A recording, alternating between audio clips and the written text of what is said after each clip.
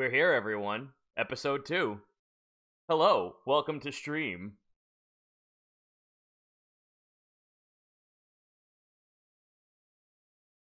I like Tiki's comment in the chat so far. Let's see how bad Watchful's rolls are today. Oh man, what a fucking rollicking good start right into the stream. Hello, everyone. We're here to do some Tales of Rydin, Episode 2. I have a little bit of news before we get started. I'd like to thank you all so much for getting me motivated to get the fuck off my ass and, put the first episode up on YouTube. If you type in Tales of Rydin in YouTube, you'll find that there is now a VOD for semi-uncut versions of the stream. Mostly just taking out some of the dead air and the break in between. So sooner rather than later, you'll be getting this episode back up there. So if you missed the first episode, not to fear, even though I'm a little shaky on YouTube. But we got the episodes up there now. So now we have VODs. That isn't just Twitch. Thank you all so much for your kind support already. I'm already seeing people dropping, like, real paper cut money and a lot of subs and a lot of bits. Thank you all so much. As I said before, I'm going to do my best to, like, keep all bits and subs to breaks and the end of the episode, just so we can actually, like, get going a little bit faster. But I always do like to have the episode start with at least the song. So, you know, just to get people amped up, and also it kind of feels nice in a podcasty sort of way. Everyone in the chat's talking about Horse right now. Don't worry, he'll be here. Let's go see how our players are faring right now in the chat room. Ram. Hello. Man, it's really good to just walk in the middle when you guys are talking, so there's no context clues for everyone else on stream, so the Really the first fucking word they hear is Ram. I think I'm just gonna keep this being like a common theme where, like, it's gonna be your own it's like, I'm gonna start kicking my legs, and if you are in the way, it's your own fault sort of scenario. Hey, I warned them you were about to jump in. It's all good. So, is everyone looks like they're in the game, and I believe it's about time to get started. Does anyone have any... Well, actually, no. I should be proper about this. My players, please. Let's start off with Devious. Where can they find you? You can find me at the twitter.coms at devious_shadow. I do the arts and occasionally stream. Ooh. All right, Mr. Nobody. How about you? Where can they find you? Same dealio at twitter.com/Mr_Nobody. I occasionally do art. I might do carpentry. I might do model kits. Maybe I'll do 3D art. I don't know. I've never figured it out yet. I mean, you did that kick-ass kobold 3D model. I gotta fix that thing. You fix it. I'm just like, I'm lucky enough I can make a fucking, like, scarecrow in 3D, and this man's got, like, high-definition kobold going on. Like, man. Just, man. I updated one version of the program, Maya, and it worked in 15, and in 18 it said no. So, I need to fix it. Oh, that's just a Maya issue then, which, you know. Yeah, as anyone who's ever touched 3D, fuck you, Maya. But also, please don't break down Maya. And then all of a sudden I just get a knock on my front door. Maya, open up. We have words. We heard you talk. Maya. We heard you talking shit. Natchcat, where can they find you? At twitch.tv/Natchcat. I do, very rarely for right now, but art streams sometimes. I do craft streams, like putting together miniatures and models. And I also do, like, a variety stream for video games. Lovely. And Angie, where can they find you? They can find me at twitch.tv/ng_gs. I do variety streams. I just finished like Katamari Damacy. I don't know what I'm going to do next. Alright, rad. And for all of you who just missed out on who the other players were, don't worry, we got commands down at the bottom there. Type in !players to find out who the players are and where you can find them. Our rules have been simplified, so you're not reading a 3-mile long fucking passage of rules, but they're quick and concise and to the point. We would appreciate if you follow them. And also, if you would like to discuss a little bit more in detail outside of the Twitch channel, we have a Discord. Type in !Discord, you'll find the Kobold's Den, and we have a section for Rydin to talk about. So, is there anything else anyone needs to say or get off their chest, or anything else before we jump back into the terrible desert that is Blisturn? Also, I just went over our characters, like, waving their hands around the links, going, ah. No, I'm good. Just good. Okay. I'm sorry I don't have prestidigitation yet. The We'll work one on that. spell you don't have, out of the, what? Out of the 25 fucking spells you have, you didn't pick Prestidigitation. Oh, it's not that many, but... It's close to it! Hexblade Mm. Warriors are crazy, man! Alright. 25 spells, that's not that much. It's not that much. It's really not, you guys. He's just got like an entire 5 books behind him. It's not that many. He's sitting on books, like, it's like, you get like the Jetsons, like, car starting noise, and he just starts floating around like the Great Gazoo on his books. Oh my god, I just remember the Spaceball scene. I mean, you say It'll- that, and technically, if he had that one levitate spell, he could surf on his sword. It'll be fine. Rune's just sitting on top of like 7 books so he can see over the dashboard. He's got a dictionary and an encyclopedia taped to his foot. Sounds like my fucking setup right now with all my recording equipment. I feel like I'm in the middle of Minority Report right now. Alright, so I believe we He's can in get his started now. cubicle. You ready? Yes. Yeah. Yes. Alright, proper music. Let me get you going. Gotta turn on the yeehaws. Who wants to do it this time? Really? Here we go. Here it is. Just let the awkward silence. Yeah, sorry about that. No, I offered the chance for everyone to go, yeah, and no one did it. I You have did it just standards. Well, you just did. Congratulations, you're a trendsetter. God. Hashtag yeehaw. Oh, Calamity Ganon. Calamity Ganon yeehaw, yes. oh, Jesus. I got away from the south. God, that reminds me, like, I wake up a lot in the middle of the night, and the last dream I can remember was, it was like a flock of birds flying away, but they were all the Ganon model from Smash Brothers, and they going, ah! That's what the last thing I saw before I woke up. Yeah. It's like, okay, I've been watching too many of Krunk's streams. It's fine. It's fine. Alright, so let us begin. Where last we left our heroes, they were just on their way to Beacon's Crawl on a quest from Mayor Applecrumb of Vulture to take care of a set amount of cultists that are trying to summon who knows what. That's what the party's there for, to either stop or to gather more information about.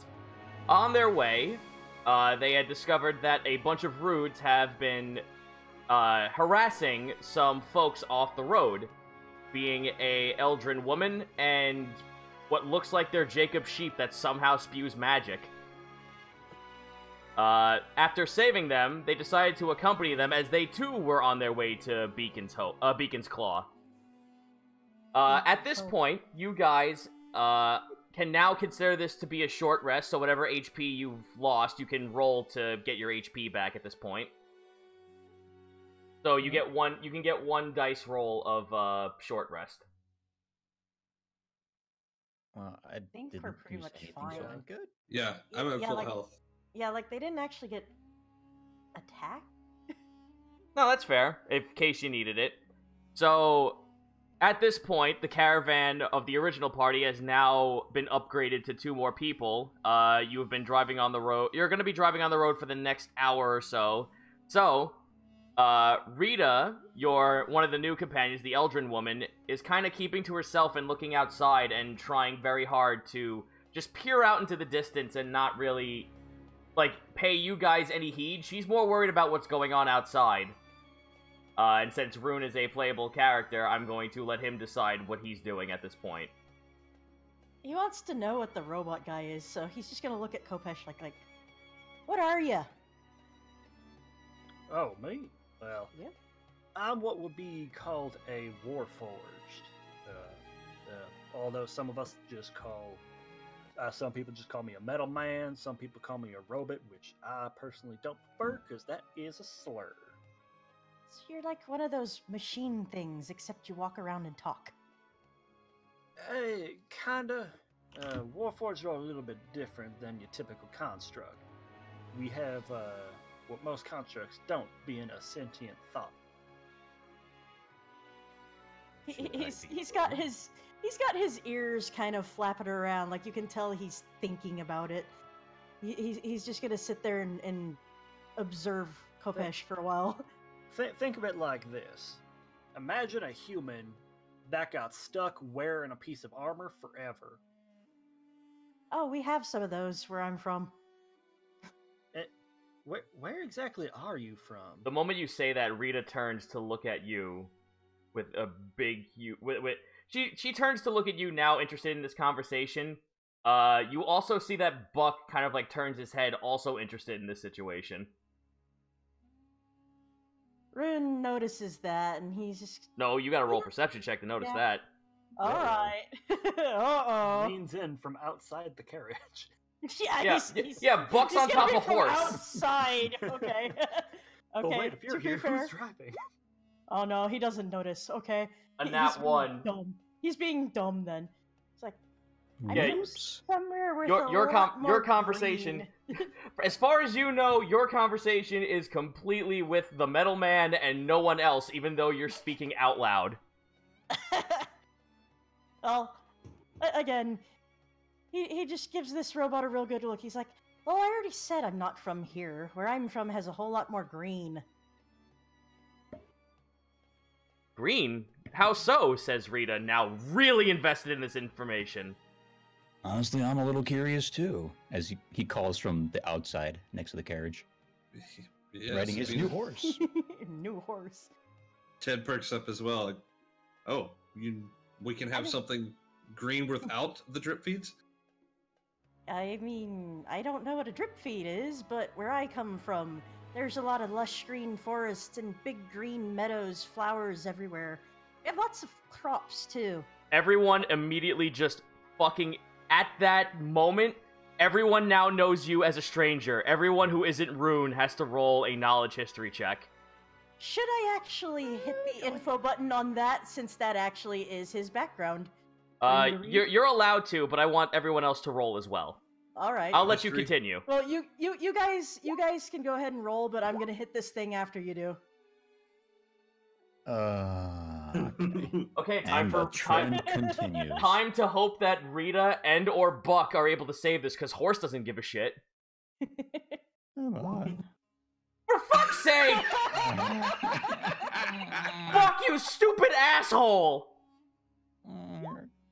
Rita! What the fuck? Okay. Alright, it's your floor.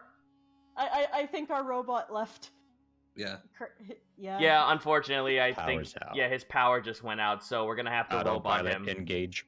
We'll Yeah. have to catch him up when he hops back in. That's No, I okay. can do this actually. I can open up. I believe I have the capabilities to open up Kopesh's stats and roll a do character sheet. Yes, I do. Thank God I have this ability. I'm gonna roll a history check for him.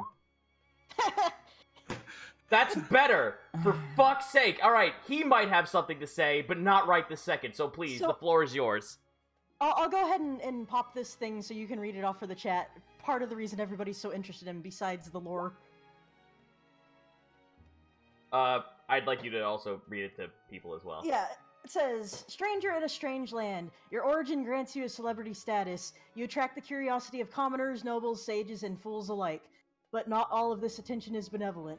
When you seek audience with an individual of note, such as a famous wizard or local noble, you can mention your place of origin to entice their interest and earn their invitation. Often, they may offer advice and knowledge to trade in for stories about your homeland.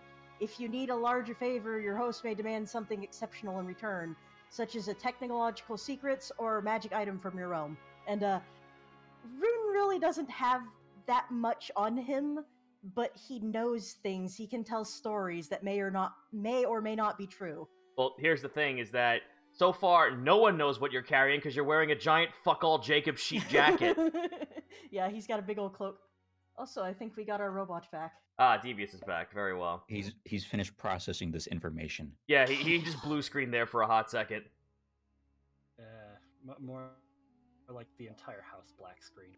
Oh, jeez.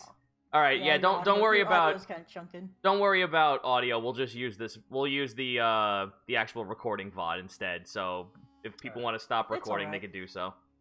Also, I moved my mic a lot closer, so my audio is a little bit louder. All right. Well, let's keep in game. So above ground, I'll just catch you up to speed. Everyone was rolling a history check to find out that what it means for the fact that Rune has just described that they're not from here and that they come from a place where there's forests, and that does not exist in Blisturn. Forests and meadows and lots of crops. What is forest? I mean, are they gonna ask? Yeah, he rolled history for you. I rolled a history for you. You got an 11. Okay. So, yeah, you don't fucking know at all what a forest is. You were built on Blisturn, so you were actually born here, even though immigrants have created you. Is that what they call like a bunch of cactus? Is a cactus a tree? Like, no, Rune hasn't seen a cactus before, so Yes, he's you didn't see a cactus, but you were fighting between a few of them. So Rita kind of like turns to you and points out towards one of the cacti with a vulture sitting on it. They're like, oh no, not one of those. It's the thing you get wood from, but a whole lot of them and a lot of green. You know what wood is? Rita kind of just like chuckles. Yes, your name? We never actually got it. Oh no, he's telling her just a sec, and he's looking at the other guys. Do you know what wood is? Well, I mean, if you want to play stupid, then by all means roll a history check with disadvantage. But if you want to actually legit answer the question, then just go ahead. I'm gonna legit answer. Like, we're in buildings made of this stuff. How do we not know what wood is?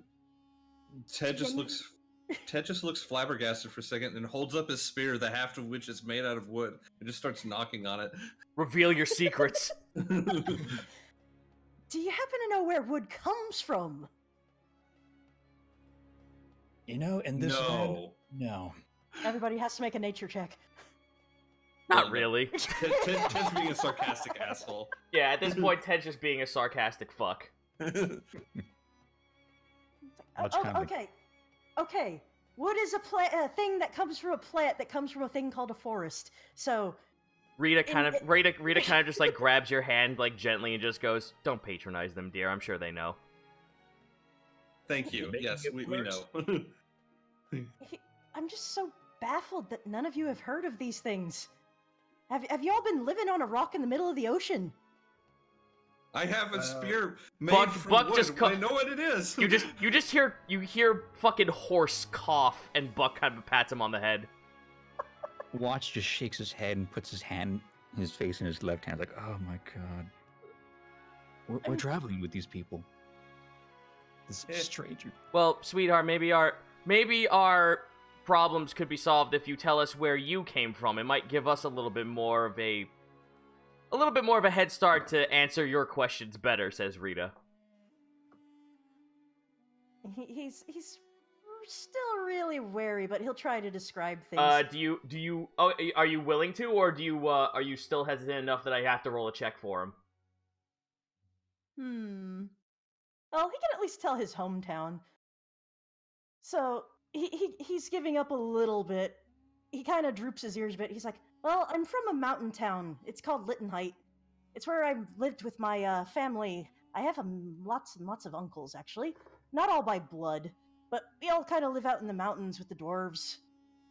I lived by a lake with my parents, my mother and father, and my 2 siblings. I'm actually one of 3. We were triplets.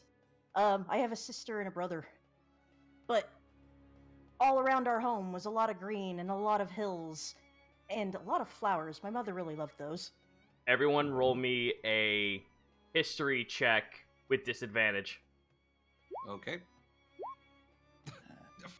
History. The cow knows what a flower is, kind of. Yes. Swear to God, if this.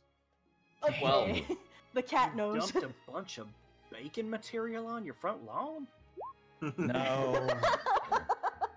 Buck doesn't give a shit. Let's roll for Rita. Yo, Rita! She knows what flowers I are. hope she will. She has them in her hair. She is part flower. I mean, you use them a lot for a lot of my healing stuff and, other purposes. So I would hope we knew. Oh, well, you guys can pretty much tell from what he told you that he lives somewhere completely different climate from here. Yeah, and this climate, while it does sound like it's from the mainland, also doesn't really describe anything you might have read in any books that pertain back to the mainland. Rita's gonna take a shot in the dark here and kind of just scratches her head and then realizes, wait, are you saying, since based on what you've told us and that you just came here and didn't know and don't know how you exactly got here, are you from another realm? He drops his ears again and he decides, yeah. He kind of slowly nods. Buck stops the caravan. Watch has to slow the horse down. Oh, okay, why are we stopping? Have you That's all, interesting. Buck turns and looks to the rest of you as he lights his cigarette, like swerving around on horse's back. Well, boys, we already have ourselves a clue as to what's going on over at Beacon's Claw, and it's sitting right here with us. Okay, that's great, but it doesn't exactly explain why our sheepish friend here was picked up and not their intended target. Maybe they're just really bad at it. I mean, Let's hope. I mean, they're called rudes, not smarts. Rudes aren't our target, son. It's the cultists over at Beacon's Claw. I hope you're not thinking I'm part of that, because I have no idea what you're talking about. No, but you do fit the description, kid. The fact that who we're looking for is looking to just summon things willy-nilly, and the fact that you ain't from around here, that's part of that willy-nilly.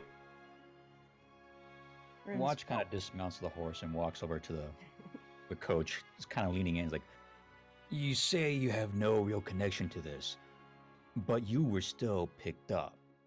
What were you doing that might have caused that? Rune's gonna reach into his pack and he's pulling out one of his books. That one that he had Salima written earlier. And he's just gonna kind of skim through it real quick and he's like, I was supposed to be finding a library. Ooh. A library. A place where you put a lot of books. An archive. Stop. Just stop. Rita just chuckles and just, well, he's a sarcastic, well, sheep. A horse, madam. Ah, sorry, my mistake. Well, okay, you'll have to forgive us. What exactly are you? We don't have, or I've never seen a creature like you before in all of Blisturn. You've never heard of a tiefling? You all have heard of that, you just all know that everyone in this caravan except for Rune knows that tieflings are non-existent, and if they do exist, they're like boogeymen up in fortune. So Rune's just gonna slowly point his fingers over at the robot. So, let's be even here. I didn't know what you were, and you don't know what I am. So that means we don't have your kind where I'm from, and you don't have my kind where you're from. Well, to be fair, there's not many of my kind around here either. Yeah. Oh, it's, everyone gets solemn about that. Even Rita's just like rubbing the back of her neck like, ooh. Real quick. Watch just can- gets back on the horse. Like, nope. Not touching The that. cat's just like, no, fuck that shit. But Buck turns around and just continues driving horse. Well, now that we have a little bit of a clue, we could, if we want to cheat this entire thing, we could just go back to the old man and just hand over this kid. What would that do for me? I don't know, son. Just nothing. I don't It know, doesn't son. I'm fix- just Buck kind of just like takes his like cigar and looks back at you and just goes, it just earned me a quick paycheck. And what would I be Yeah. able to tell them?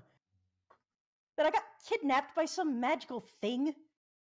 You know, that's not a very smart idea because you're not fixing the problem. It's just going to keep happening. And what's your boss going to think of when it goes south again? And you didn't actually fix shit. I assume he ain't going to be too happy about that. Fuck The if I hamburger has a fuck point. if fuck if I care, son. I'm just getting paid, and I get to feed horse another day. Kopesh raises his hand and goes, "But hey, Buck, now listen. He's paying you to bring back stuff, right? That's what he's paying us all for. How Mhm. much more you think he'd be willing to pay us if we brought him back some crazy other extra planar stuff that these people been summoning in for them to study or dissect or do heaven knows what with?" Well, then let's turn that back around to our new friend here. What exactly led you to believe that you're supposed to be finding this magical library, and what exactly are you looking for, son? I mean, you'd think a magical library would have magical books, and I'm clearly a warlock. He lifts up his coat and shows you his sword and all his books and things that are attached to him. He's got at least 2 warlock tomes on him. It's all good and well and fancy and whatnot. But what was the book for? He's You were tapping looking his- for it. Yeah, he's tapping his sword again. He's like, "Ask this feller." But The sword it's a sword. the sword hums and glows a faint purple. I need all of you to roll me a wisdom check. Should I too? Or No, not he you. already You knows? don't need you don't need to. You can hear this fine. This is for everyone knows else this to asshole. understand. So straight wisdom wisdom? check. Uh, Wisdom eye. And I swear it. Shh. You know a Oh, bit. wow. Yeah, you all know. Buck, where did this come from? Oh, Rita. Of course, the plant doesn't know. The one that has magic don't know shit, and the one that don't does. So Rune's tapping this sword again. He's pulling it out of the sheath, and he's like, "Are you gonna talk now?"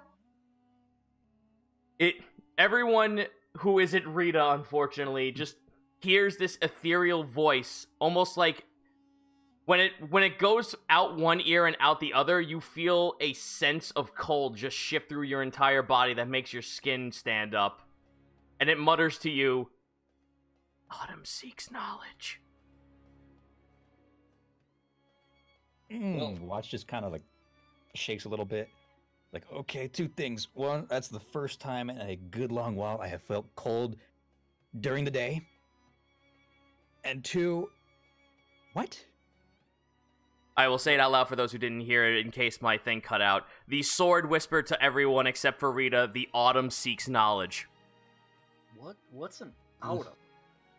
Ted's just gonna like conjure a small fire in his hands. Like, okay, I don't like that. Don't like the cold. Rune's gently putting this sword down in his lap, and then kind of throwing his hands out and shrugging. He said, "This is why I'm looking for a book. It won't tell me why." Okay, so for everyone who rolled that again, Rita's just looking at everyone like all of a sudden get this fucking uneasy shake. And she's just like, "What are you guys talking about?" The sword can talk. The sword can talk. Okay. Well, I can't hear it. You thought I was being a little smartass, didn't you, when I told you my name and my profession? My name is Rune Sword, and I happen to be a Hexblade Warlock. That means my magical talking sword just said hello. Well, to The be sword- fair, the I sword- didn't know you as a smartass. The sword also whispers one more time. "The font does not know what it seeks. The font wishes to inquire." Let me translate What? for you all. This thing, the font, the wordy little sword says, it wants to know things about magic in your world. That's about all I know. Well, that makes, what, 3 of us now? You watch as Buck is just like rubbing like the bare flesh of his body that's exposed to the sun. Can you tell the sword to stop doing that? I can't Even- tell it to do even- anything. Even Buck, no. even the entire cart shivers along with it as Buck also as a horse actually shivers as well. He hears the sword too. Watch kind of like pushes over the horse a little bit. Like, hey, horse, what do you think on this? In Draconic. Oh, and you're speaking to horse. Yes. Horse, not the horse, and not the horse in the carriage. Not but- the horse. Not that horse. The other A horse. horse is a horse. Of course, of course. Damn it, I was about to do that too. Horse turns and looks over to you, and then, like, kind of gets weirded out, because it's like, oh, wait, that's right, someone else besides, Buck can talk to me now. He just, like, kind of shrugs and, like, looks to the front and just keeps going. Like, he's not really following anyone else's orders unless Buck tells him otherwise, so he doesn't really have a say in the matter. He's just, push cart, I get reward at the end of the day, I get to eat as long as Buck gets money. So it doesn't, like, it looks to you and, like, kind of grunts back. It's just, like, he's very middle of the road about this. All right, Watch just kind of, like, sits back, looks down at the horse he's on, just goes, well, I guess we're still going. And no answers. And he Kopesh is just like hands to his temples. But what's an autumn? Ugh. Ted's just going to raise an eyebrow, like, look at Kopesh. Do you not know what autumn is? No, none of you know what autumn is. You live in a world where it's nothing but summer. Oh, jeez. Autumn doesn't exist in fucking Selima. Oh, that's right. I Angie. ignore that. Angie, we're home. Ruin's just kind of like rubbing the end of his nose, and he looks over to Rita like, could you possibly explain that to them? She looks to you and just goes, I don't even know what that is. Oh. Do you know what seasons are? Put it on food. No. We know that it gets cold at night and it gets hot during the day. He's just rubbing the bridge of his nose like, oh my lord. He has to explain weather and nature to a bunch of idiots. It's like, I knew I should have went out hunting with my uncle instead of studying magic. Alright. So, Rita will instead decide that it might be best to change the subject and to also not put this all on the stranger. Well, Rune, I don't mean to frighten you even more so than usual, but do you not have a way to return back to your realm? Because if there are a lot of people in all of Blisturn that if they were to discover that someone brand new ended up on the island, that could cause social chaos.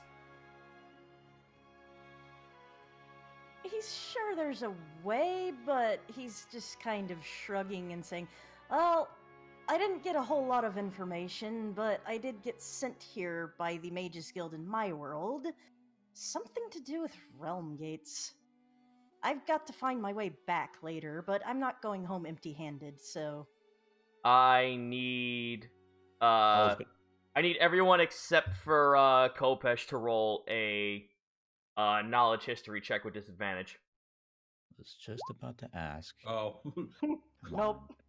And Kopesh is like so, You two 9. don't know. 4 or 5 years old, I think, technically. Alright. Only Buck's- one person. Buck and Watchful are kind of on the same page at this one. Let me see about Rita.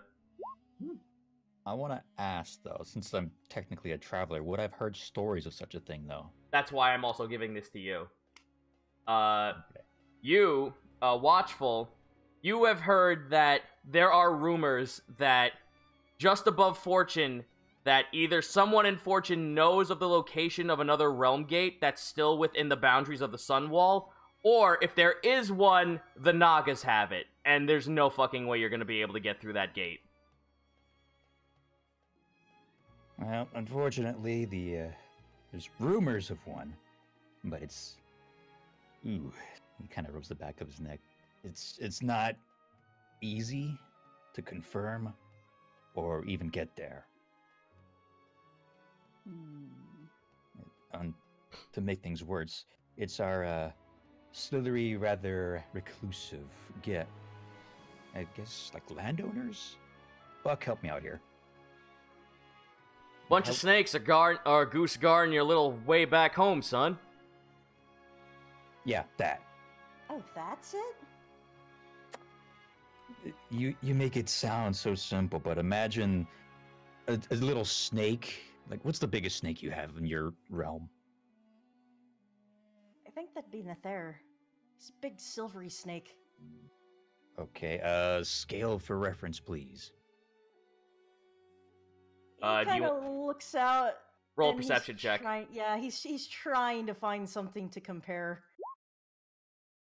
Well, there's also that giant fucking, like, white wall that erects out of the ground and into the sky that you can see looking to your left. Yeah, he's kind of sort of like, he's pointing over at the wall. He's like, I don't know how long that goes around, but if you saw this thing in person, it'd probably be about as long as that, or longer. That's a terrifying notion for everyone else! Watch just kind of like freezes in thought. It just goes, no. You know what? I'm sorry I asked. Never mind. Rita kind of just like looks back over to you. I guess I'm clarifying again, I guess. The Nagas are a kingdom to the north of here that are humanoid snake people. They kind of were here first, and a lot of our folks immigrated into this land, and they're not really too keen to the immigrants. So, he's just kind of like taking this in, like, it means I better keep my hood up. I mean, and probably grow a snake bottom half. Well, son, there might... I don't mean to tell you your business, son, but... based on the way you look and how everyone's been kind of thinking you were at the very start, you might be able to walk away with saying you're a Minotaur child. I don't really have that kind of face, do I? Yeah, you're not the ugliest Minotaur I've seen. Yeah, he's sitting there.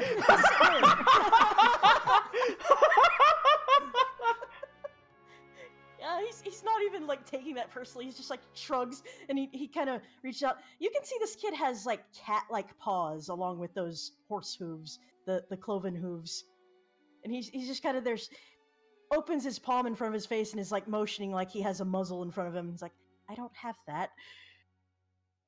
Well, you do have a giant hood. He's gonna just like pull that over his head, and he's like, I look kind of like a sheep if I pull this over. He leans over and hunches over, and he's like, you saw me like this when we first met, didn't you? Rita kind of just like looks left and right. She looks a little embarrassed to say that. She's even blushing a little bit. I don't mean to impose, but this could work, but only if you can give us your best bleat.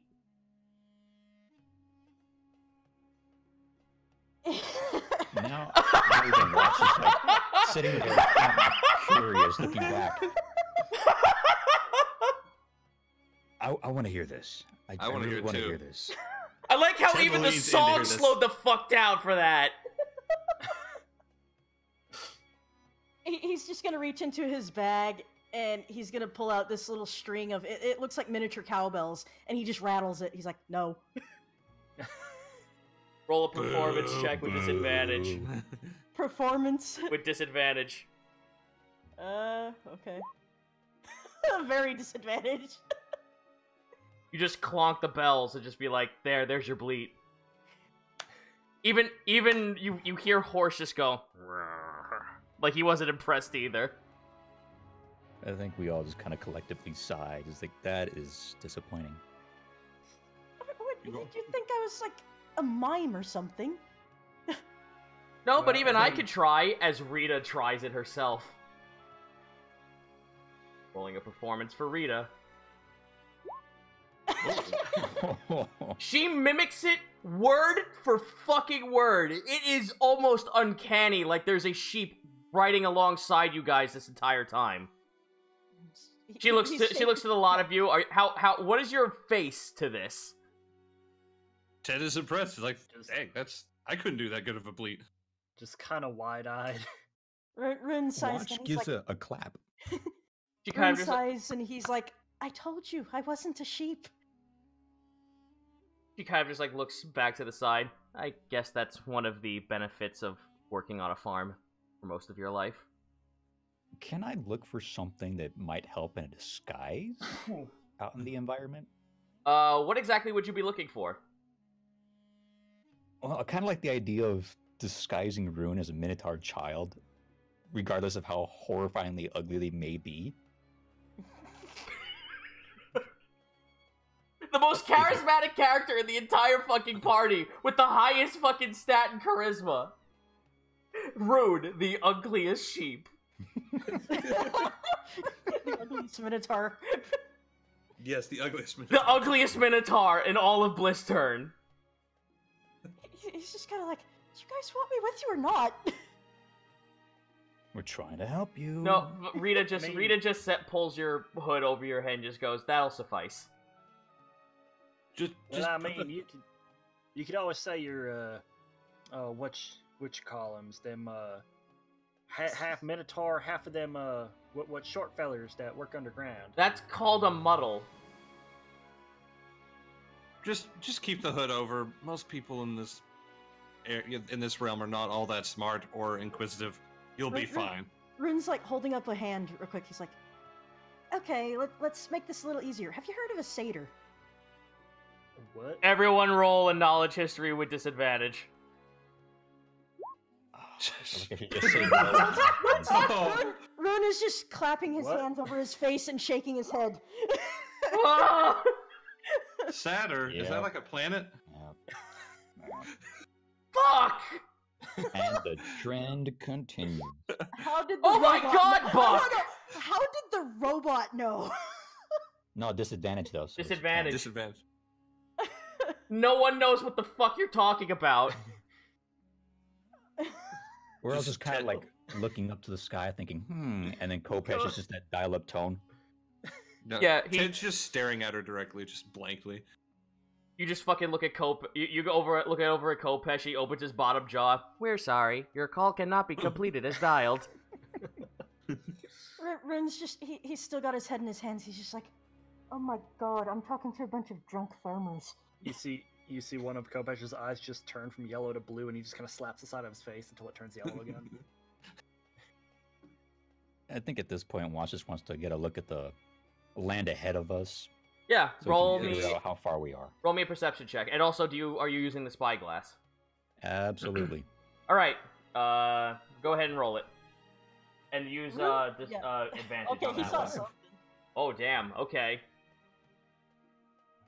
Wow. You actually start to see that Beacon's claw at this point is getting closer and closer by the second, but there are also what looks like small little dots over in mirages actually shambling their way towards the open mouth path that leads into Beacon's claw.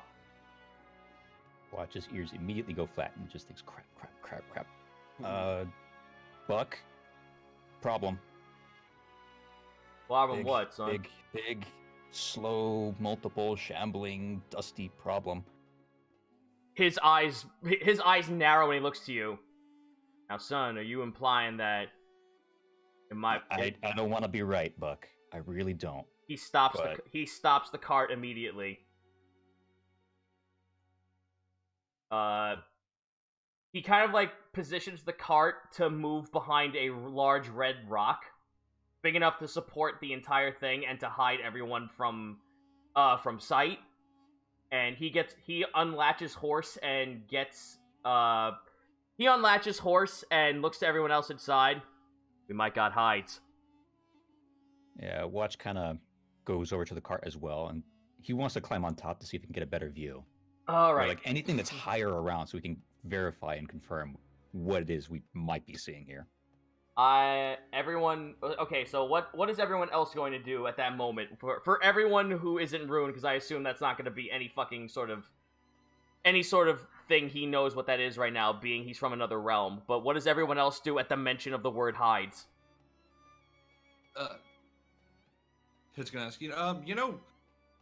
heading back with Tiefling doesn't sound like a bad idea no more. If I'll be honest. What do you guys think?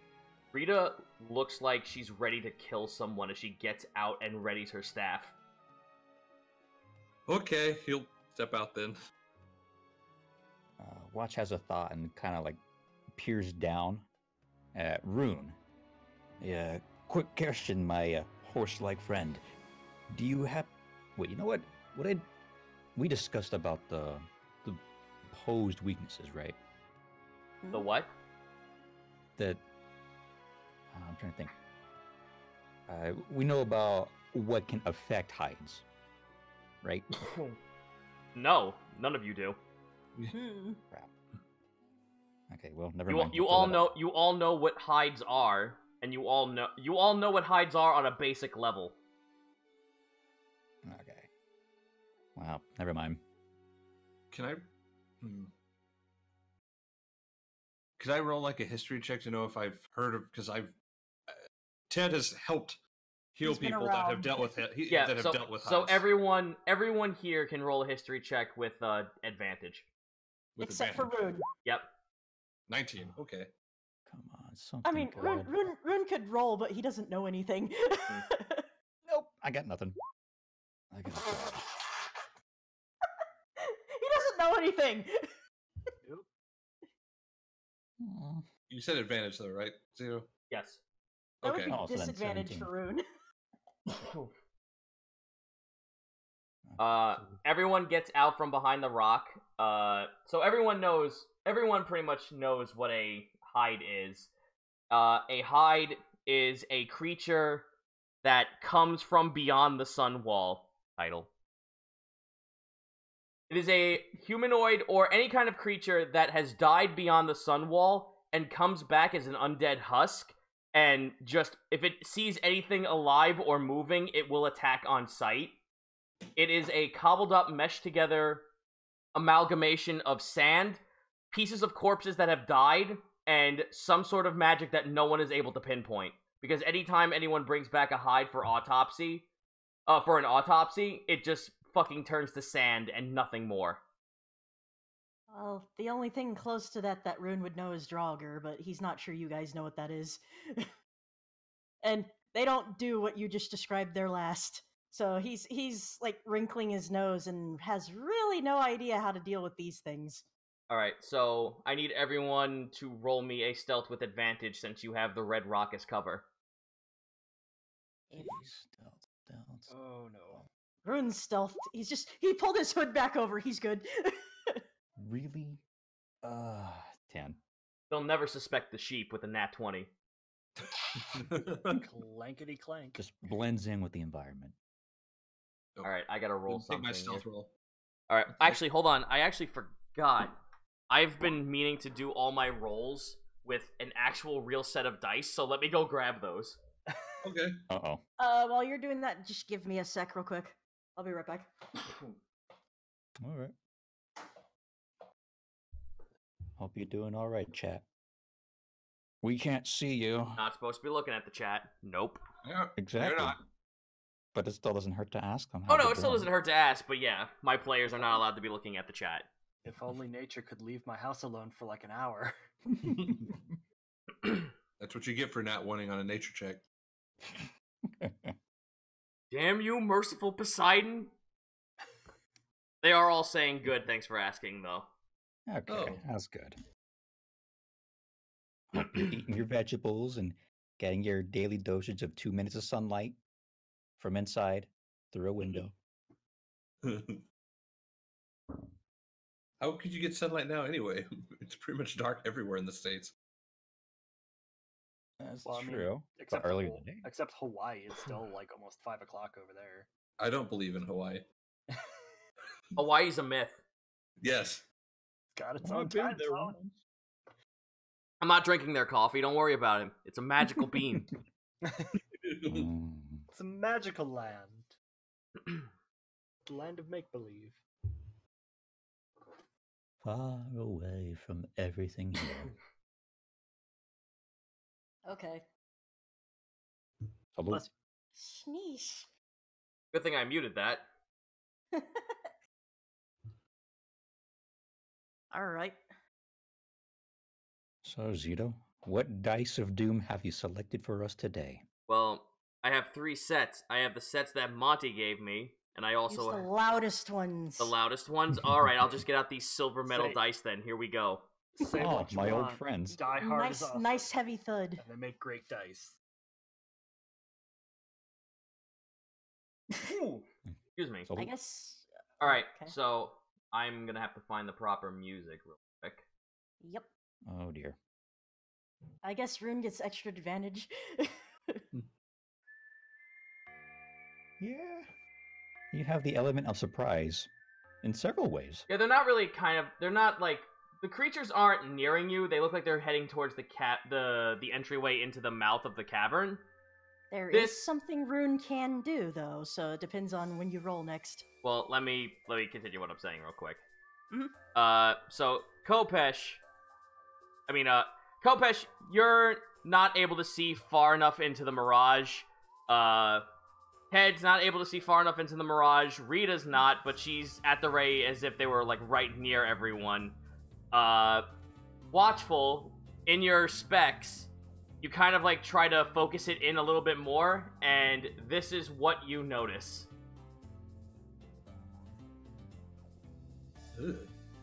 Oh. That in maybe 6 or 7 or any more that's hiding or crawling, that is on its way into the cavern. They're looking fresh today. Good old Uncle Joe's, had his morning coffee. So how far out are these things from them?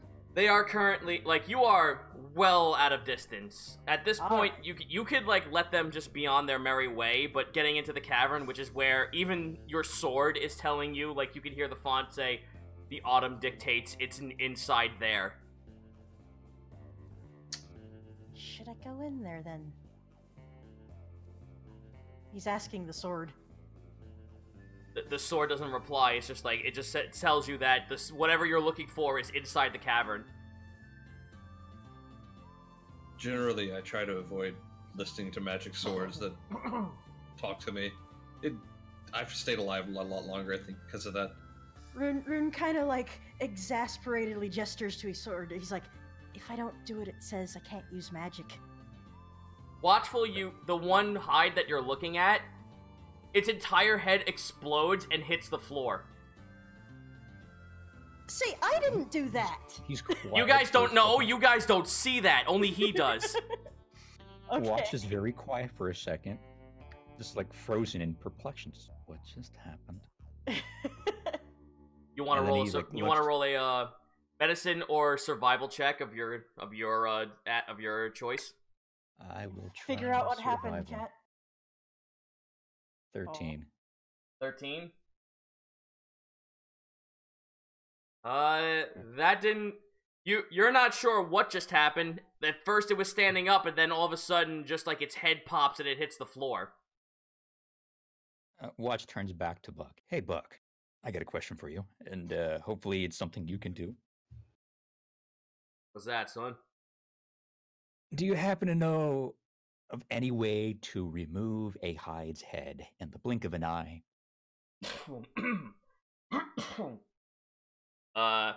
He just looks over at you, perplexed that you would ask him that. He holds up his sawed-off shotgun. That might make some nice holy cheese, but I don't know about gone. Just disappear. Everyone's looking out. Everyone else is too far away, so only the person with the spyglass can tell what's going on out there. So unless you want to pass it on to someone, you'll have to keep investigating. Let's see. Kopesh or Ted, you want to have a look at this? Maybe you guys have an idea. Yeah, give it here. All right. I just takes it. Roll a perception with advantage. 18. 18? What are you looking at exactly? He'd kind of be looking over towards where the horde of hides were going in, just to see if he could see what Watch is talking about. Alright, let me roll to see if this happens for you. What are you on about? You scramble to look at another one of the hides that's still heading towards the mouth of the cavern. Its head pops off and hits the floor. Oh. What are you even looking at? Excuse me. Again, it looks like either. I'm sorry. It's either a medicine. It's either gonna be a medicine or a survival check to tell what just happened. Survival. Awesome. 8. My God. Run's holding his hand out and kind of Rune's holding his hand out for the spyglass. Let me look. So is Ted. It's like, Yeah. there's something going on with corpses. Give it to the guy who knows what to do with bodies. Ted, how strong are you? Pretty strong. The guy with think you hooves know? on his head who flipped over a fucking horse like it was nothing. Pretty strong. Actually, Kopesh wants to, like, just kind of raise a hand to be silent. He's going to try and listen for something. Alright, I need you to roll a perception check. Okay. He's going to listen to see if he can hear, like, the far-off ringing of a gunshot. With an 11. You've got some microphones You here. hear bad absolutely directional microphone. You hear just the wisping wind. You hear absolutely nothing. Alright, that's real weird. And he passes the spyglass off to Ted. What were you trying to find? Well, one of their heads just kind of popped like a cherry. Well, they can point out to you the bodies that hit the floor, or you can look to the other hides in case it does happen again that are actually still up. Yeah, Ted's going to look at the hides. A nat 20 with the perception because you have the spyglass. Yes. So what are you looking at? Either the bodies or are you looking at a living one? I would be trying to look at a living one to see if you can see, like, the moment one of their heads explode. If not, look at one of the corpses. Alright, let me roll.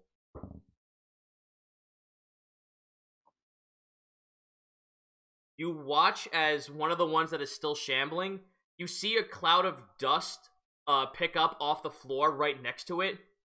That was a gunshot. Huh. Somebody's popping caps. Okay, so there's somebody shooting. Okay. All right. But even you couldn't hear the sound of something breaking from that. However, I will Let's say see this. if Rune can. But however, because he did get a nat 20, based on the cloud that came up from the dirt, that's a sniper rifle. Oh, okay. Ooh. He was going to do a medicine check next to see if he could figure out what the wound was from. That'll answer it. Rune wants to listen, see if he can pick it up. Same here. Probably Ted not, will- but he'll try. Ted will hand the spyglass off to Rune, too. Just be No, nice. Rune can't hear anything. Okay. Sweet grandmother, it's all wrinkly! You're looking at horse. 24. Watch closes his eyes and just kind of swivels his ears left and right. Oh no, Rune's not looking through the spyglass. That was just listening. Now he'll check the spyglass. So. Another perception check. What are you looking at? The living ones or the bodies? Or now that you have this new information, look for the source of the sniper. He's looking at the bodies first. He's not seeing anything different than what they relayed. You're seeing a bunch of corpses on the floor. Any of the ones that have fallen and have taken hits, mostly they've been going, whoever's been taking these shots goes for headshots, and you're watching now as it's not blood escaping from where the wound hole is. It's sand. Sand is coming out of the body. These things made out of sand? Like the entire thing? No, not quite. Have you not tried fire? According to any records we've had in the past, including our wonderful host here, Buck, there's been nothing that actually works against them. Water? Oh, no, I take it back. There was one thing that was quite effective, but we don't talk about that. Yeah, it's... Necromancy is the only thing that brings them down indefinitely.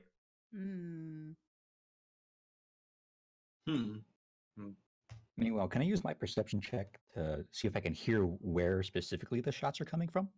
That's gonna be with disadvantage because you are too far away based on what the object the creature is using. That's a 12 then. I mean, Rune rolled the good stealth check, and his sword is already telling him he needs to get down there. So he's kind of quietly passing the spyglass back off to Watchful. Yep. You don't hear anything. You still just hear the wisping wind, but you are watching as someone is, with all the information you've gotten, someone is taking shots at the hides, taking them down as much as he can. So far, 4 have been taken out of the group of 7 or 8 that have been shambling through. The hides don't even react to it because they don't fucking know where the shots are coming from. So it looks like someone is clearing the way for you, but the question is, at this point, are they friendly? Are they friendly? Friend or foe, man. All right, I want to say we can find a path around them so that we can stay outside that line of fire. I mean, he did. Not a bad idea. He did give back the spyglass, and you're the ranger. Yeah, let me take a perception check to see which way the bodies are falling and see if we can go around that. Okay. Do it again. It's 22. 22. That's pretty good. Someone is guarding the entrance to the mouth of the cavern by the way the shots are being fired. All right. It looks like they're holding the front at the mouth of the cave, so at least we can make our way through once they've done the sweep job. But if they're friendly. Yeah, that's the crux of the situation there. Give it here for a second. Let me take a second look. Watch hands it off. He's gonna make another check to see if he can judge where the shots are being fired from. Okay. Well, while you're doing that, Rune's gonna climb on top of the not all the way on top of the rock, but a little bit. Roll me an athletics check. Yeah. Oh, he can't make it up there with his goat hooves. It's like, okay, never mind. Too dang smooth. Ted will help Rune lift Rune up. So do your okay. You fastball special him into the air. No, I figured he lifted him up on his shoulders pretty much. The bull only grabbed the sheep by the horns. So yeah, now Rune's gonna try to look without the spyglass. I guess that's disadvantage. That's gonna be disadvantage from where you are. Yeah, he's trying to look from over the rock itself. Do I see anything with the 16? He sees nothing. Stop looking at horse. I just imagine horse is kind of. Yeah, you make like a makeshift spyglass with your hands, and there's horse still. How did you get over there? You take we were hiding. You take your hands down. Horse isn't there. He's laying on the floor behind the red rock. He's just look. I'm gonna be honest with you, okay? Horse is just a photobomb hog. But are we really mad about that? No, we are not. No one's mad about that. Good. Okay. Excuse me. Kopesh, you follow where the bodies are falling, and you look up towards the mouth. There is someone sitting on top of a kind of a flat surface cliffside that is just above the entryway inside to Beacon's Claw. You see their poncho kind of like blowing in the wind, and you see the top of their gun and a very large hat. As they lift their face up, you can only see a little bit of red as they're now looking in your direction, and they hold up a clawed hand as if saluting towards you. This is what you see. Moment. I guess it's true what they say. If a sniper can see you and you can see them, either good things or bad things will happen. So as Kopesh, it's still broad daylight, yeah? Yep. So Kopesh will raise up one hand and kind of like flickering the light off of his fingers, flash like a thank you note. All right, Watch kind of sees Kopesh doing that and like looking back and forth like. So like Morse code kind of. Yeah. And he hands Watch back the spyglass. He goes, "Well, seems like they're friendly for now." All right, that's good. So what do we want to do, folks? We have our friendly sniper at the end of the lane there, clearing the way. But who knows how long that'll keep him down. By this point, we are now at like... There's been a couple of other shots that have been taken, and so far, all the hides that were in the way have now hit the floor dead. Oh, so it's pretty safe to go there for now. He pretty much cleared the way, but when you look back with the spyglass, the stranger is gone. I'm waiting for that one, the jingle from Fallout. You and half the chat. I'm not gonna look a gift horse in the mouth. Let's go. Excuse me. Yeah. Why would you look horse in the mouth? Well, his tongue is a very lovely shade of green. Now let's get a move on. Okay. Kopesh stands up from behind the rock and starts walking. You look over at Horse as he kind of licks his eye with a caustic saliva. What a good boy you are.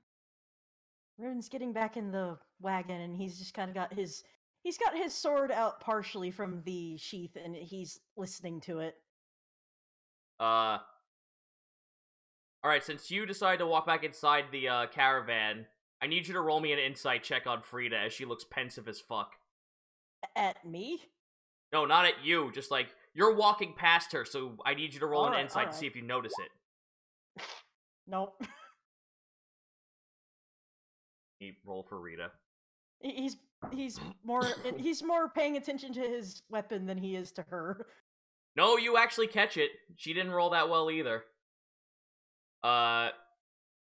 You notice that the moment that anyone said anything about hides, and the more you guys have just been constantly behind this rock and gathering as much information as possible, she is gripping onto her staff so hard that the inside of her palm is bleeding. You can't tell if it's fear or if it's anger, but it's hard to get a read off her face. Okay. You guys don't see that. You can't respond. Right. Yeah, Rune kind of pulls his hood down and looks at her like, "Do you need something?" Roll performance for her.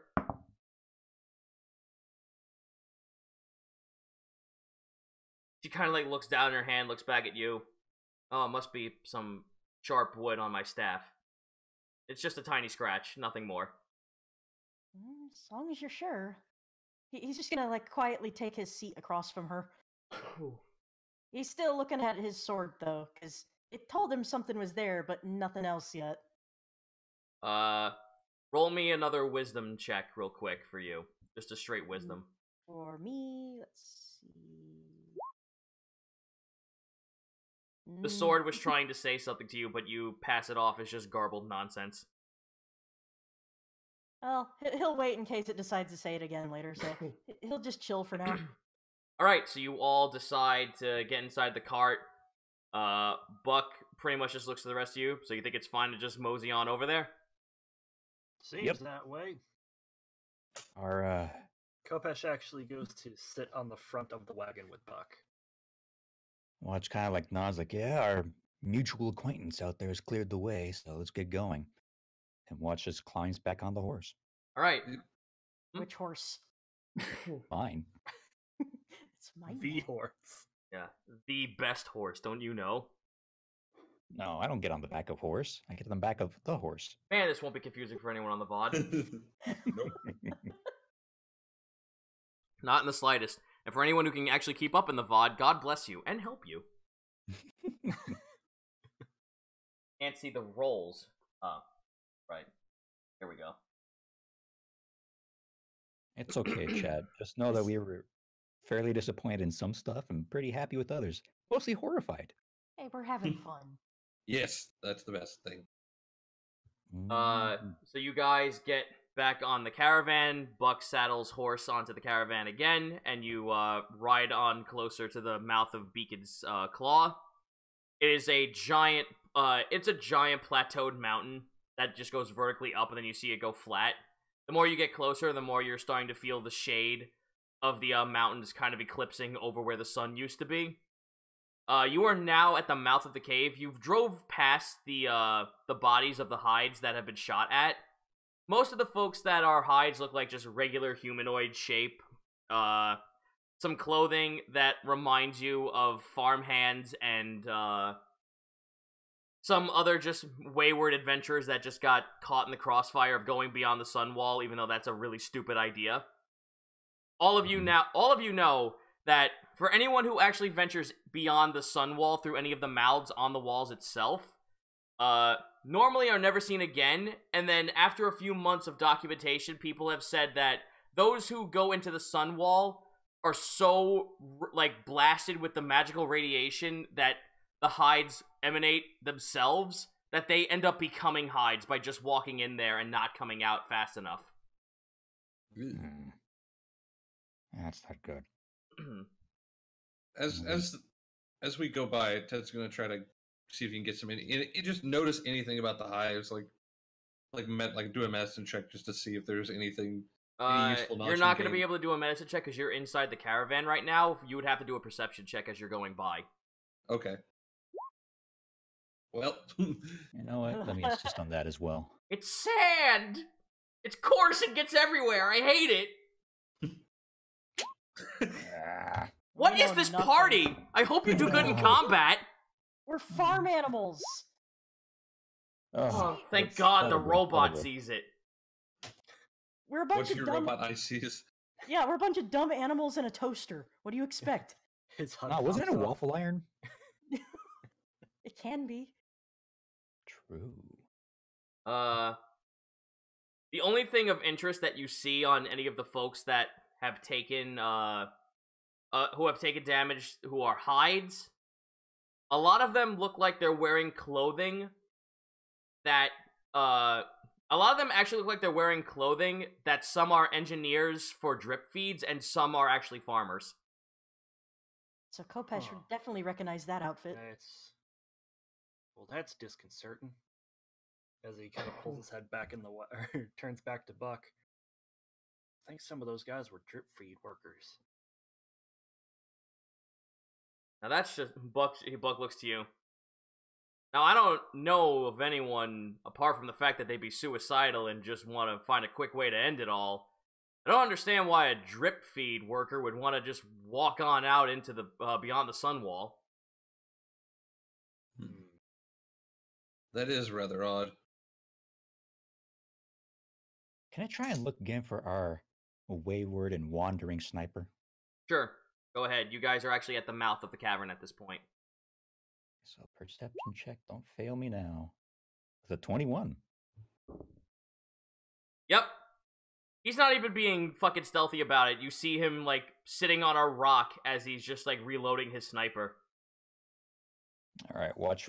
Lifts up his left hand and kind of waves at him. See if he can get his attention.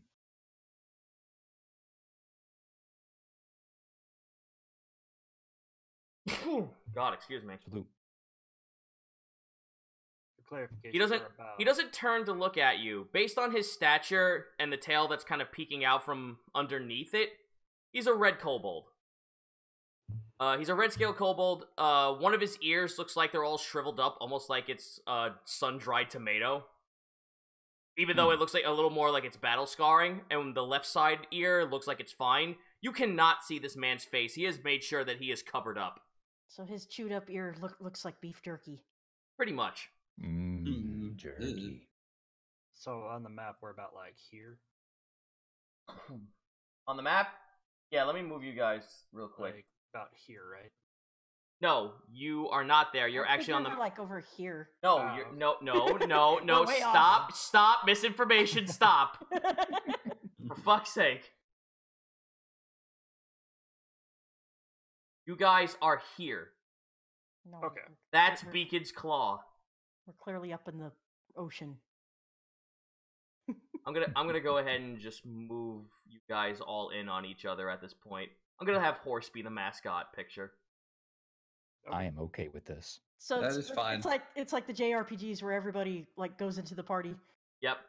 Unless you're talking. Oh, gross! Sound.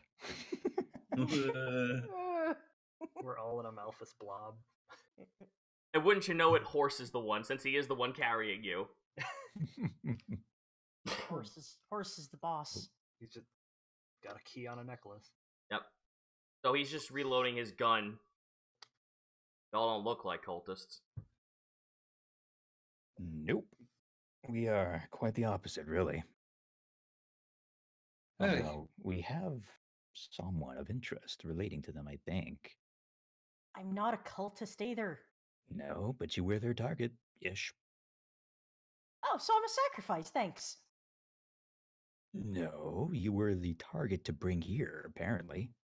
He's just gonna kind of shrug because he's still not sure what's going on with that. That's not what he came here for. I only got one very important question for every single one of you, says the kobold as he looks up to you all. You only see his left eye, and it's like a hued yellow with a little bit of a slitted green for the pupil. Hmm. You know about the Yes. hides that are coming this way. Hold on, coming this way. What do you mean? Oh, crap. That's not good. Well, whatever's going on inside here, that ain't none of my concern. My concern is making sure that any hides that walk through any part of this land taken out swiftly and quickly. Well, on that we can agree as Kopesh walks forward and he extends a hand.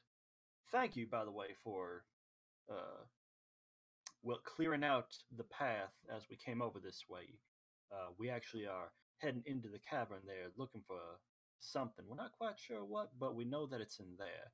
He extends a hand as like a handshake, and he pulls off his hat. And as he does, anybody standing behind him can see he's got a large dent on the back of his head, on the back right corner, as he just kind of puts his hand to his chest. You can call me Kopesh. The kobold looks up at you. You'll have to forgive me. I don't really do physical pleasantries anymore. but the notion's all the same.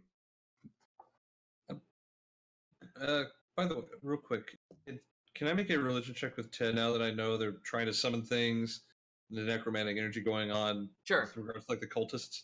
Sure, Figure go out what for it. Not the best roll, not the worst. A 13. Let's see.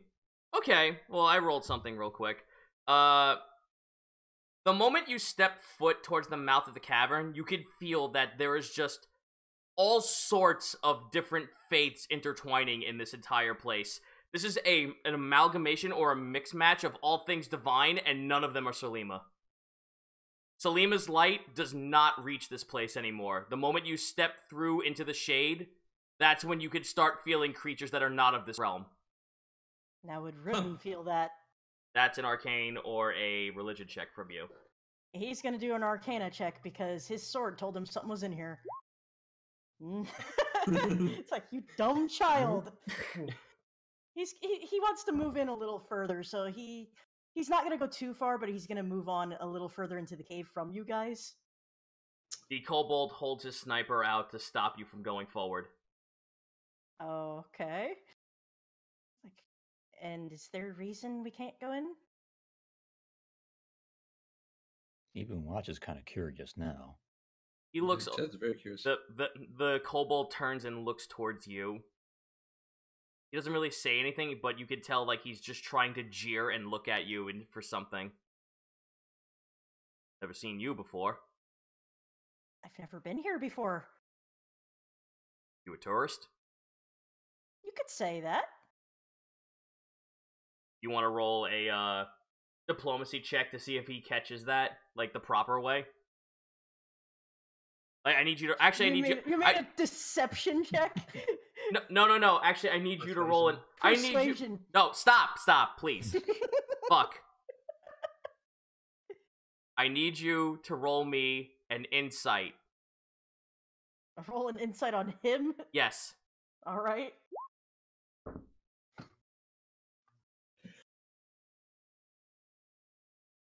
And the survey says...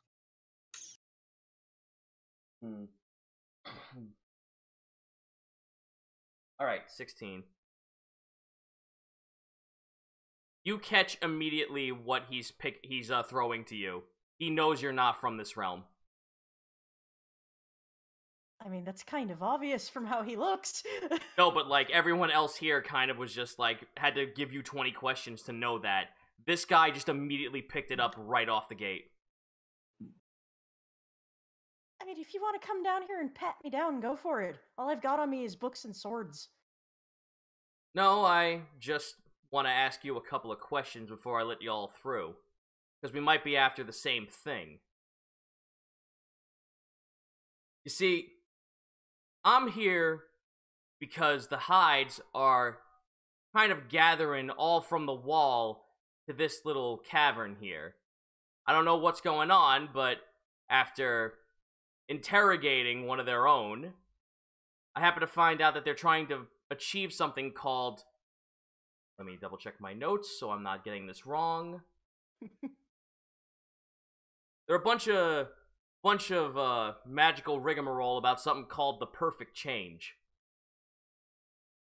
Rin's kind of looking down at his sword and tapping the hilt like, well... Watch kind of tilts his head a little bit. Like, what do you mean, like you interrogated them? Who are them? So we are clear on this. I was doing the community a service, clearing out all the hides that were on their way here, when one of the boys who live in this cavern kind of came out and not so politely asked me to stop doing good work. He holds up the butt of his gun and wipes away some brain matter. Oh. Oh. Somebody got clocked. No. Not one of the good locals, I'd assume. Nope, those who kept telling me that I was interfering with their perfect change. I don't know much about what this perfect change is, but if it has something to do with bringing the hides in here, I need to put a stop to that. Ted nods to him. Yes, I completely agree with that. In fact, I would like to stop whatever they're doing right now. Don't like this place at all. Selena's light doesn't touch it. Ah, you're a holy moo man then, I see. Yes, you might say I'm a holy cow. Rin's just snickering and burying his face in his cloak. The kobold kind of just, like, shakes his head. That reminds me of a friend who used to be on a little bit of a caravan with me myself. Oh? He's not going to divulge into that any further. He just looks to the rest of you. What about you, sweetheart? He looks over to Rita, who looks like she's just pensive as all get out. I'm no fan of the hides either. I was hoping I'd come here and get some answers about my grandmother's death. I see. Well, if in y'all mind, I know you probably are all a part of some kind of company, and looks over at Buck. Oh, I know who you are. Buck kind of just, like, smirks and, like, takes a puff of his cigarette. Oh, do you now, small guy? And who exactly am I? You're the great-grandson of one of the last bullet drakes. Anyone want to roll a history on that? Yes, I will roll history.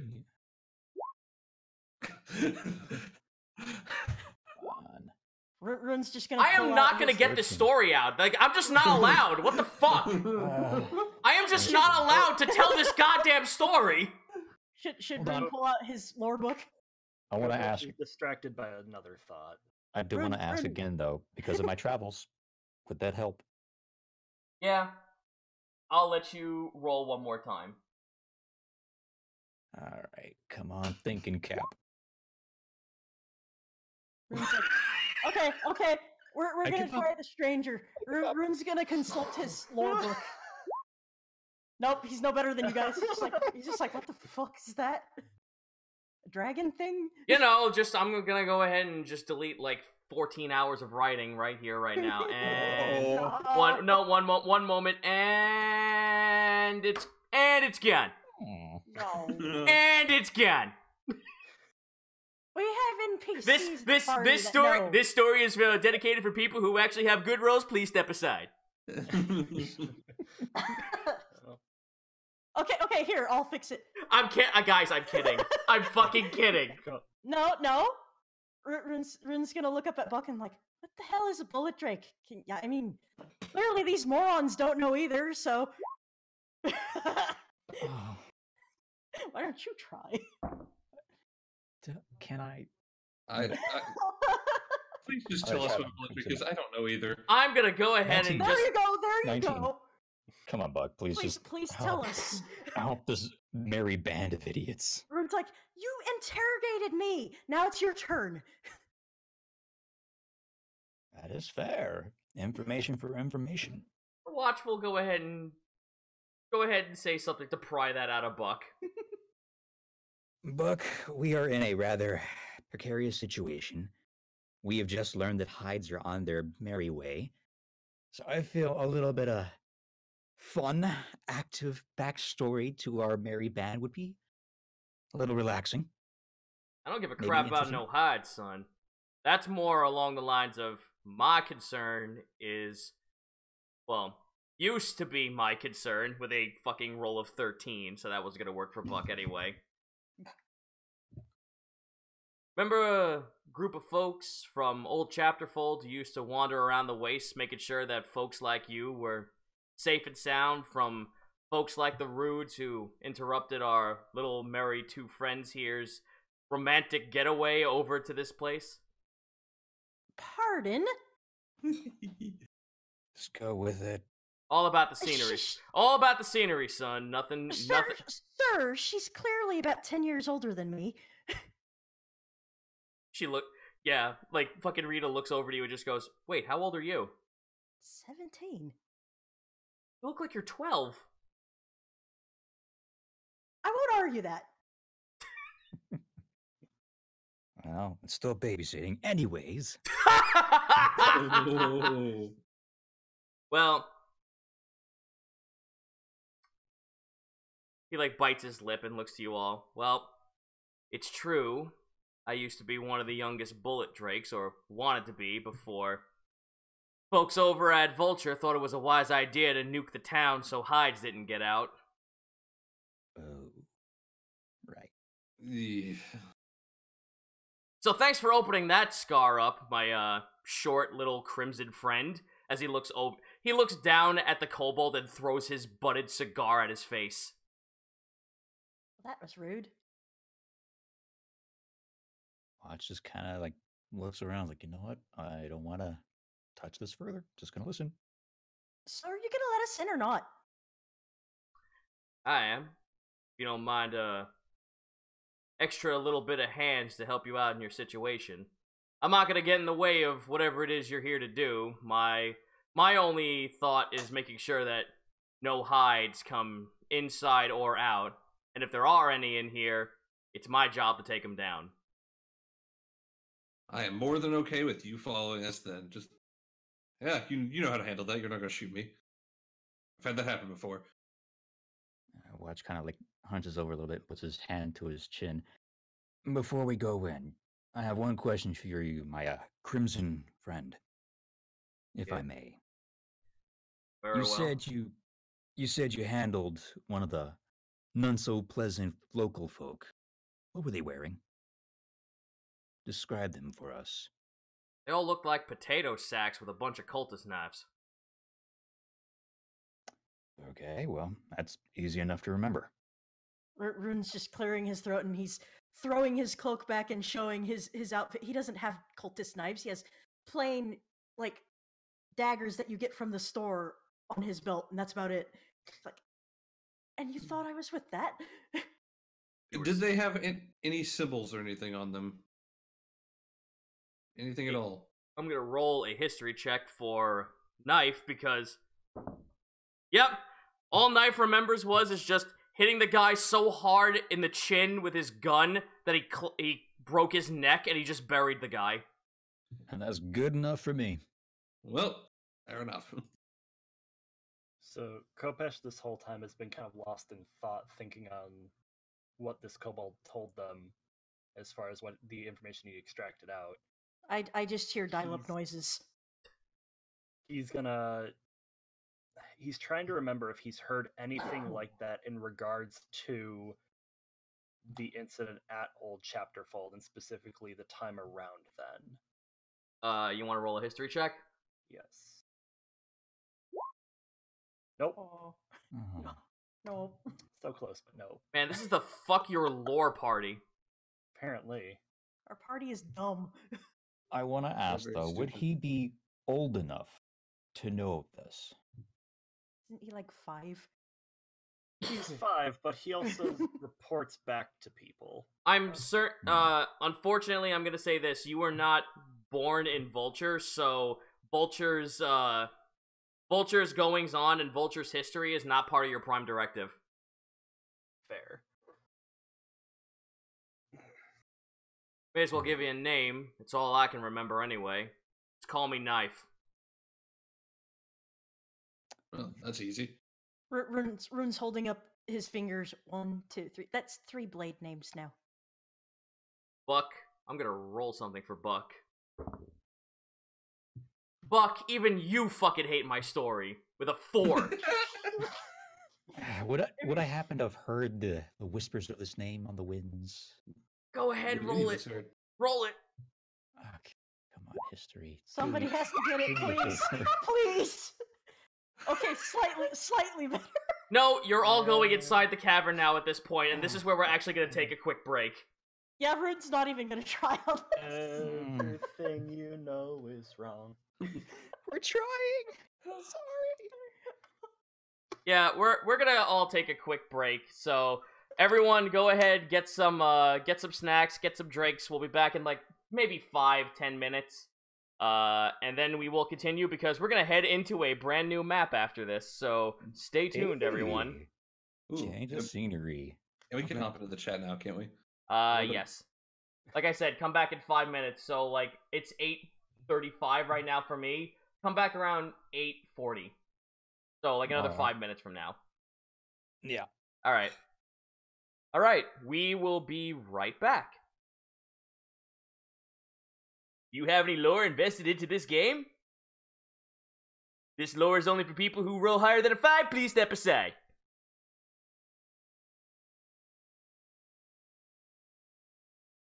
God.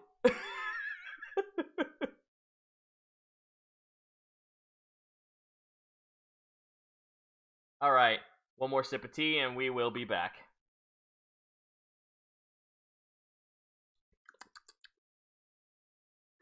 Hey, dude.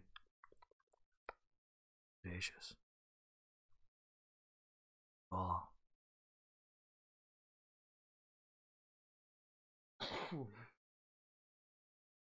Take a note, Zito, if you want information to be available, don't hide it under a nat 1. It's not really important information, it's just funny how every time I try to throw stuff at people, it's just the bad rolls. Oh well, shit happens. We'll find it out eventually.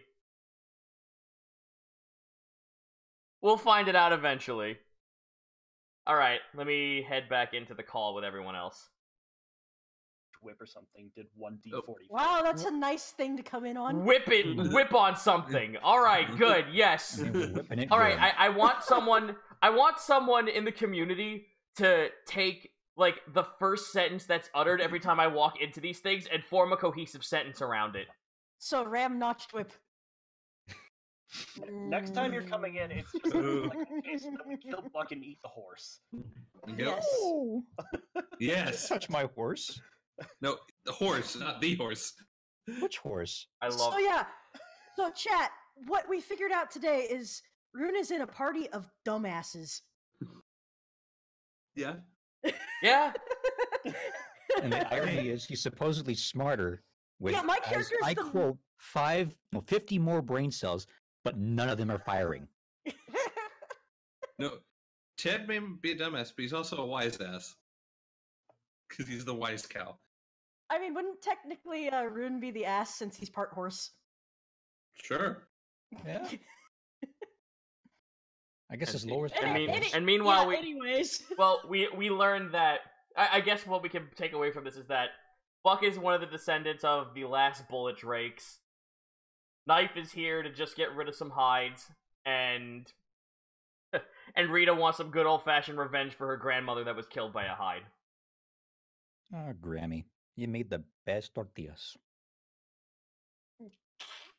All right, so I think it's about time to get back in it now. Please let the rolls be good. I hope so.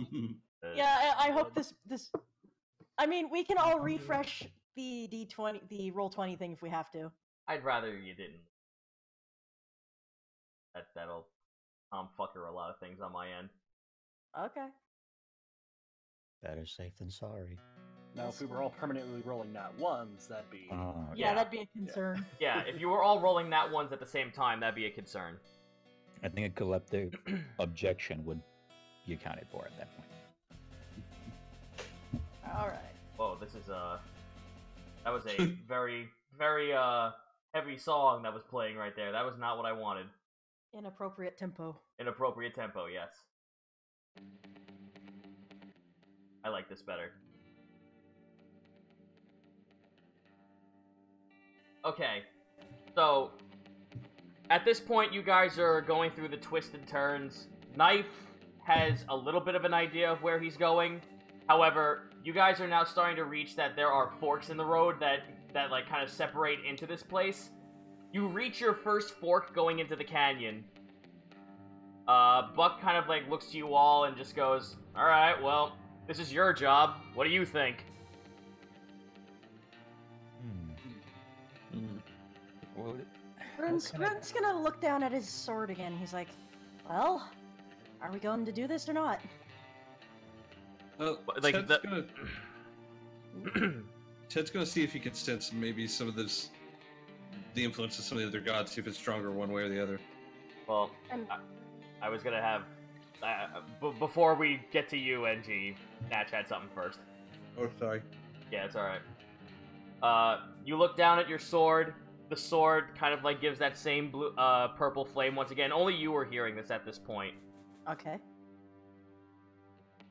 The autumn knows not what is coming, but something of other realms stirs in a nest deep underground.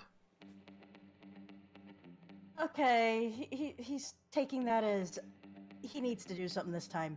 So he's unsheathing his sword and pointing it face down at the ground. And he's sort of drawing a few runes in the ground, like magical runes. He's also pulling out one of his books. So he's gonna cast Detect Magic. Oh. Ooh. Alright. Look at you. well, just kind of observing curiously. You trying to use a dowsing rod now? He kind of like flicks his ears, kind of hinting shush. Roll an insight to see if you catch that. Sorry.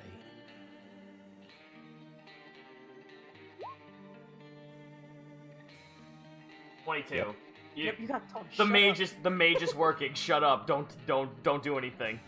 All right, he just throws up his hands. I was like, all right, fine, whatever. All right. So Rune now stands on top of like the back bench where Buck should be sitting, if he's not on top of Horse right now. His sword he lifts up his sword, and the purple flame that's embellished around the blade starts to become a lot more wild, heading towards the left side. So he is technically using a dowsing rod, but he's letting the sword guide him. So he's gonna go wherever that sword's pointing him right now. Well, the sword's flame grows brightest when you are pointed to the left side of the canyon. So he's not gonna say anything to the guys, but he's kind of heading down that way then. Well, Buck is waiting on you guys to give him instructions. All right. I guess the Watch little kinda- fella picked up on a trail. All right. Follow the bouncing micro horse. Alright, so with that, Horse begins to pull the cart down to the left side of the canyon. The plant life is distinctly starting to diminish here, to the point where even Rita, like, you see the buds of flowers in her hair actually start to close. Ugh. Yeah, even she's like holding onto her shoulders, like, oh, it feels really disgusting here. Should that be a nature check or an arcana check? For her, it'd be a nature check. I'm gonna roll one for her.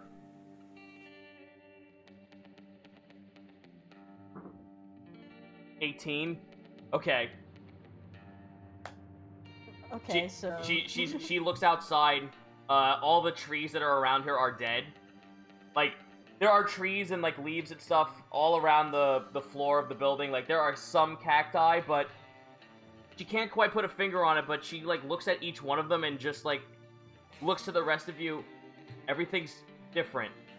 I know that sounds strange, but all the plant life, the nature, the wind, just even the sunlight that beams through the top of the canyon itself, it all feels different. No matter which way I look, it's all strange and just not of Salima anymore. Can I snag a branch off of one of these trees? Just like break one off? Roll a survival check. I'm just gonna say, this spell Rune is using, he has to concentrate, so he's not gonna be talking for a little bit. 20. A 20? Yes. You notice that there are a bunch of tumbleweeds on the floor that are like kind of just like blowing with whatever gust of wind is going through the canyon. The tumbleweeds are collectively picking up any debris that's on the floor. Though, this tumbleweed that you're looking at, each of, like, the twigs on the inside of it, all look like they're different. Like, some have various, like, colorations of red, some have colorations of blue, and some have colorations of, just like a dying black. I'm gonna grab one of these. You pick up the tumbleweed? Yeah, with my left hand. You pick up the tumbleweed with your left hand. Good thing you said that, because as you pick it up, there are thorns adorned on parts of the black vines that are inside the tumbleweed. Ooh. You should explain to the audience why your left hand is so important. Alright, so upon my left hand, I have a lot of... It's basically an armored gauntlet. And at the tip of it are claws, like metal claws. So it covers the entire hand, so with anything thorny won't really be affected by it. And that's all I will say about it for now. I'm gonna roll something for knife to see if he picks up on something for you. No, he doesn't give a shit. Roll the 2. Nothing known yet, kids. Nothing known yet. Alright, As always, gotta relay the information. Yep. Yeah. Guys, be extremely careful with the tumbleweeds. There's, as our dear plant-like friend behind on the carriage there said, something extremely off, and this thing has colors galore and thorns worse than that. My opinion. Oh, I'm sorry. Go ahead. Ted, can Ted roll a religion check, see if he get more, just any sort of more information on what the heck's going on here? Does he know anything? Or does you can roll a religion check, but how are you doing so? Are you using a item to speak to? Are you channeling faith? Are you trying to pray to a god? It needs a little bit more context than just roll a religion check. Basically, he's trying to go through his head, and if he's got any sort of gods that he would know of that would be doing stuff like this, that they would have growing thorns like this. All right, roll me a knowledge religion. 12? 12. All right. Sorry, I'm getting all sneezy because of the weather. You know that if it has anything to do with like plants or vines or whatnot, you know that there are some druids or some farmers that pray to Udoth, which is some kind of god of agriculture. That's never anything you've kind of had a pulse on, but you do know that there is a god that kind of tends to the earth, and that is Udoth, because a lot of farmers speak about it. Okay. Ted looks at Ted looks at Plantly and goes, this doesn't seem like anything Udoth would do. I don't know much about him. Do you? Roll for her. She looks at the plant. She looks like she's about to reach out to touch it, but then she backs up and just like she gets this weird pulsating feeling that it's just not something that should be dealt with. That even she doesn't want to go near it. Not natural. Yep. Well. This thing gives off a very unnatural vibe. Ted sees a recoil. Oh, okay, well that's all I needed to know. Okay. Let's not touch those. Yeah, let's not. Ruden's And just watch. continuing down the path because he's not paying attention to this stuff. Alright, you reach a fork. Another fork. This one continues to go left, and the other one goes to the right, so you would be back at the middle if you went down the right path. Your sword, when you lift it up, it does give off a bright blue faint glow. A bright blue glow heading towards the left, but when you move your sword to the right, it gives the exact same glow. So he's trying to decide which one's the better path. Should he roll Arcana? Yeah. Or which else would he roll for that? Well, I you can guess? roll an Arcana, but I need you to, like, describe to me how deep into this Arcana you're going. Like, what exactly are you doing? He's trying to feel which has the stronger pull, even if it's very slight. Like, which magical energy source is stronger? Okay, go ahead, roll it. 16. You feel some scarring of evocation going to the right. You feel like things are being summoned and pulled to the left.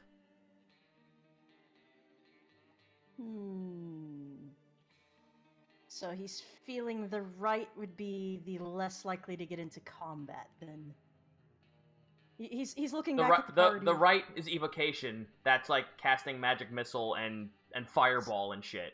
Okay. There is battle scarring. There is arcane scarring to the right. Okay, so he's gonna try to relay this to the guys. Feels like there was a fight going on this way, but there's some sort of summoning or something going on this side. Okay, well, I mean, we were looking for the cultists. Yeah. And the cultists. Go ahead.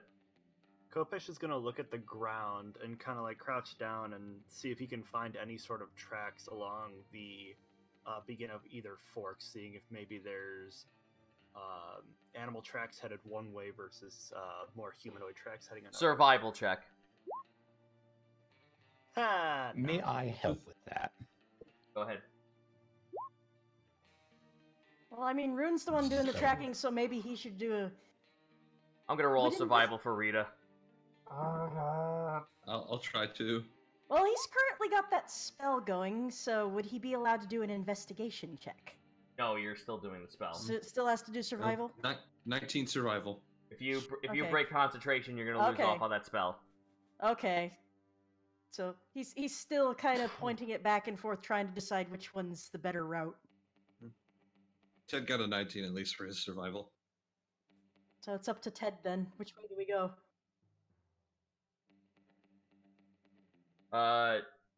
Ted, you see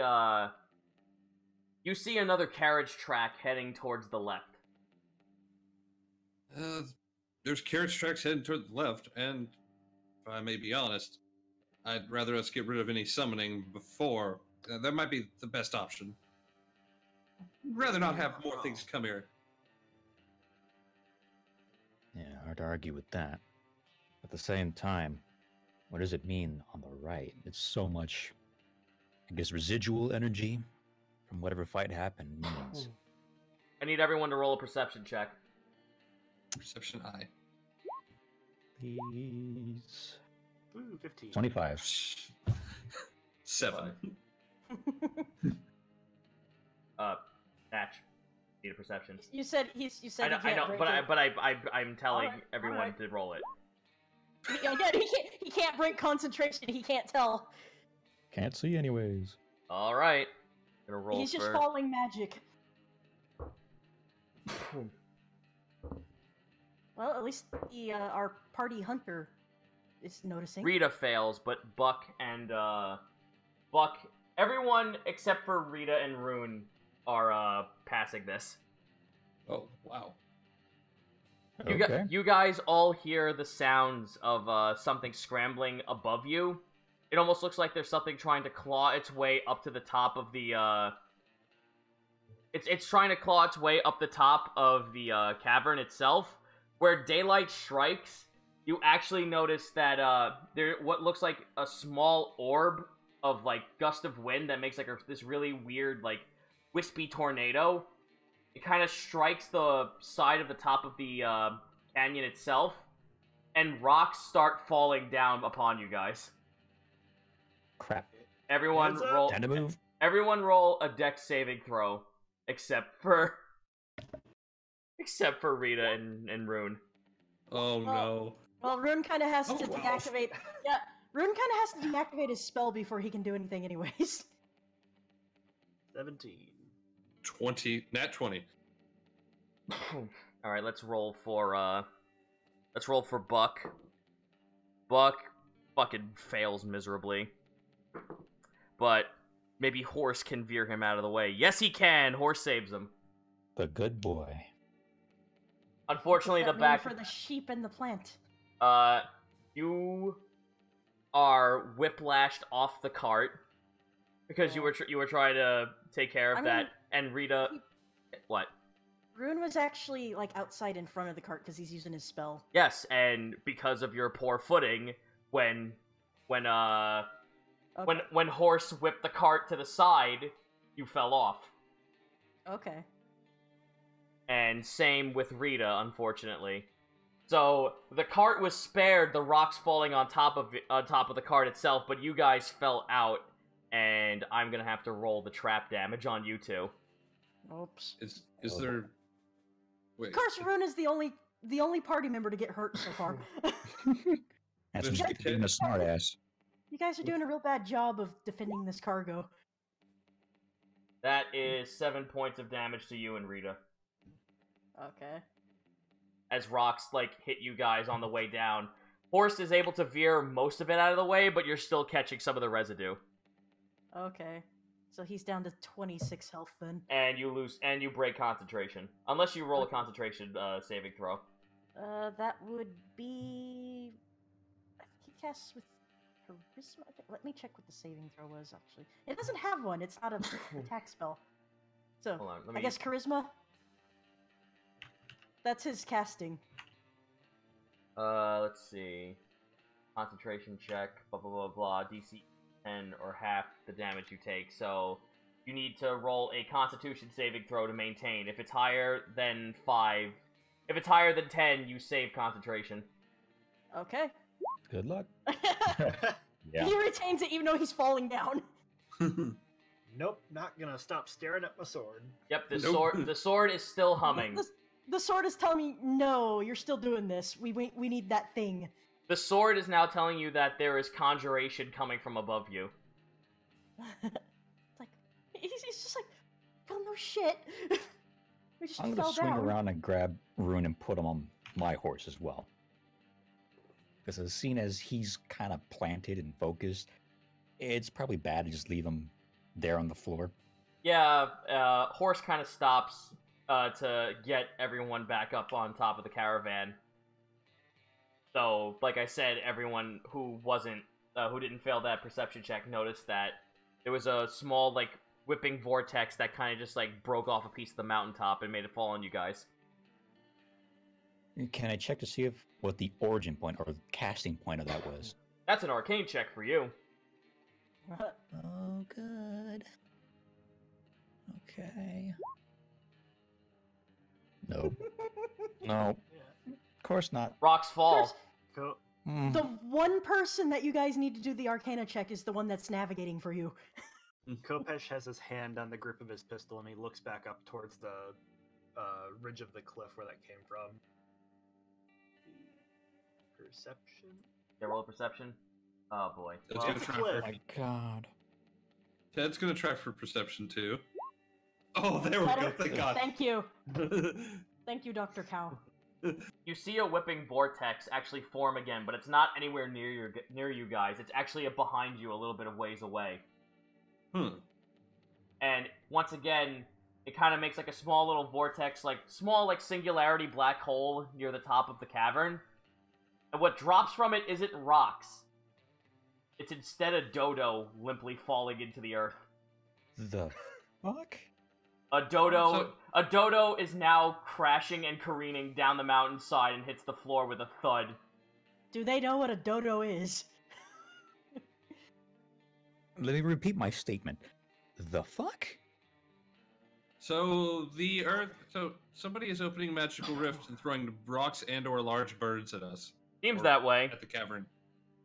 Watch kind of leans back to Rune. All right, we need a decision, buddy. Which way are we gonna go? Well, you can still keep going forward. This was just something was happening above you. But even still, right or left?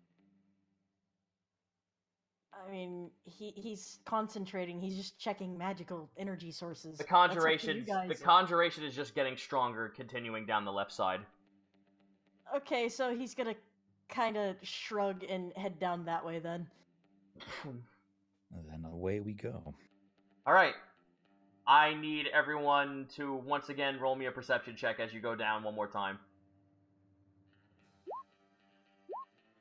Oh, Rune, please. Oh my god. Whoa! I mean, Too focused. he's focused. 20 Man. The cow is so in on this.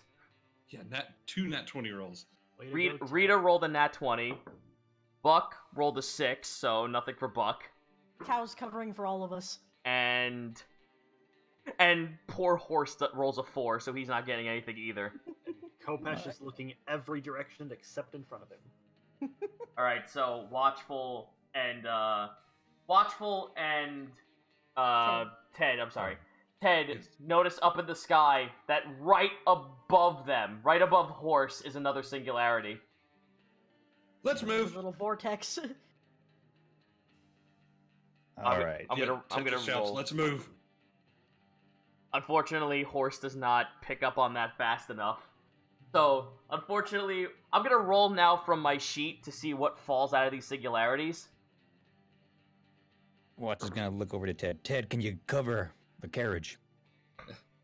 Ted's going to try to use his strength, or is that he's going to try to Push move Horse the over. caravan to like the side to where there's less of a chance of something falling on them. Roll an athletics check, then. You're gonna take this for them. 12. You got clonked. You are not strong enough to push Horse. Horse too fat. So now both you and Horse are gonna take this. Oh. Oh, I rolled a 66. Let me look at this table real quick. Oh. Oh. Okay. Oh. Everyone watches as what looks like a white tablet kind of just like is summoned out of the earth and falls right on top of them. That deals 2, 5, so that's 7 points of damage as a kitchen sink breaks over the both of them. Okay. Alrighty then. So these vortexes are literally throwing everything at us, including the kitchen sink. Oh my god. All right, I'm gonna Watch roll. this. On everyone? No, just those two. Okay. One more No. roll. One more roll. I'm gonna roll for Horse to push the carriage as fast as he can. Attaboy! With a nat 20, he gets so mad about that. You see the acid dripping out of his mouth. His wings open as he kind of like covers the top of himself like an umbrella and starts pushing the cart as fast as he can. Well, that's obviously gonna break Rune's concentration in a minute. So should he roll or just you're end fine. it? You got thrown off. Oh, and you're is- on my horse. is he Your on that horse? concentration- Well, I Okay, didn't okay. finish my sentence. I need everyone to roll a dexterity save as he thrusts forward. Yeah, Oh, crap. God. Everyone who's not on a horse, so that means that Watchful just needs to roll a handle animal. Oh, okay. Woo! You guys just barely passed that. It looks like. 13. Alright. Watchful's horse barely keeps up, but he's fine, all things considered. Let me roll for Rita. Oh, damn it. Rita does not hold on to anything and falls out the cart and is left behind. Would I see this? At this point, he has moved Gone 120 pretty feet. fast. Horse has moved 180 feet ahead. And if I'm not keeping up with them, and You are barely I could keeping go up, so behind. you make it to 106. You make it to 120. I was asking if I could just go back around and grab her if I've noticed her. Roll a perception check. Let's see. That should be 18. fine. Yep, you hear a resounding thud. You look back thinking something fell from another singularity, but it was Rita. Alright, he's gonna stop. You okay back there? You see a singularity form above her. Ah, shit. Alright, I'm gonna try and go back and get her before anything drops on her. Wouldn't Rune be able to detect that since he's got this spell active? You are too far away at this point. Okay. Like, even if you did detect it, you can't do anything about it. So does Watch want to go get her? Yeah, Watch is going back, Yeah. so I need you to roll me a handle animal check one more time. Come on, buddy, work with me here. Oh. 7. I rolled a nat 1 for your horse. Oh, So we're on the ground now, aren't we? No, you guys are fine. You guys went ahead. Watchful. A singularity forms in your horse's chest cavity. Oh. No. I'm gonna roll... Oh. What do we need to roll? No, I need to roll this. I rolled a 99. Oh. Oh. That is low severity. Your horse takes what looks like a rock to the chest as it concaves in on itself, and the rock falls to the floor. That rock is actually a piece of a gemstone. So a gemstone formed in the middle of your horse's chest cavity and now is hanging there and falls to the side with you on it. Now I need to roll for Rita. The horse fell? The horse fell over. Oh. Rita, with a dex save of 17, dodges away from the singularity, as what falls from the singularity is the chunk of flesh that was replaced from your horse's chest cavity. Ooh. This saddens me. oh. Your I'm horse really is still alive. Just missing some flesh. It's now got a gemstone embedded into its chest. Okay. That sounds painful. Okay. You guys are way too far ahead to notice this at this point, so now it's just up to them. Ooh. Alright, Watchful, what are you gonna do? She got up, but your horse is down, and you're on the floor now. Okay. She's 120 feet away from you. She's dashing to get to you at this point. I think at this point, Rune's got to drop his spell because there's too many things going on. Hun, at this point, I said it's only between Watchful right now and Rita. Okay. But he was Shit, on the shit, horse. shit. Yeah. The horse is not in good shape. How? Missing chunk. All right. He's gonna have to dash for it. Well, she dashes to you at this point. The caravan is like at least 300 feet away from you guys at this point. Hmm. You two have been left behind. Count the horse 3. What could I use? What could I use? Is the horse in any shape to at least move on its own? It's trying to get up. It doesn't know what to do with itself. All right. I'm gonna have to leave. I guess I'll try and snipe anything that's coming out of the air, in the hopes that it'll give Rita some cover as she's moving forward. Let me see if there's anything Rita has that she can work with you in this situation. Again, Rune was on the horse with Watchful. So that's Oh, why I that's was right. like- Oh, that's right. Yeah, Fuck. that's why I was like, I thought you meant horse. I am so sorry. No. God, I This is even your fault, Zito. I This is your even fault. fuck you. Even I confused myself. It's fine. That's why I'm like, at this point, Rune has to kind of drop that spell because there's too Okay, much fair going enough. on. Fair enough. I apologize. That is my bad. So what can he do at this point? What do you want to do? He's looking around trying to figure out, like, he'll keep an eye out for more of these vortex things since obviously he's got the best arcana handling. All right, so you're just So- gonna. So at this point, you're standing still and just readying action to do something when a vortex appears. Pretty much. Okay. At this point, so Watchful's doing the same thing. So Rita finally catches up to you guys. At this point, there is another vortex appearing on the side of the mountain next to you. You don't know what's coming out yet. You both have a readied action. Oh god, I don't want to leave the horse. I really know, don't. Rune's like, I know this is a little sudden, but he's Shield? just gonna. Okay. Yep. He's just gonna cast shield and hope it helps. Visible barrier of a magical force appears to protect you until the start of your next turn. That's on yourself, though. But he can stand in front of them. Alright, so you're standing right in front of him with the shield up? Okay. He's between them and the wall. Okay. Now I must roll for the wall.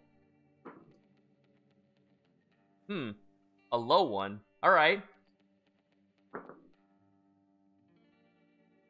Fuck you, really? Hold on, I gotta open up another thing now. Uh-oh. I have to I don't open like up this. something else. Are you So gonna you don't- pinball my poor kid off the cliff? No, there is no cliff. You're on the floor. It's fine, but Okay. hold You're on. already killing my horse.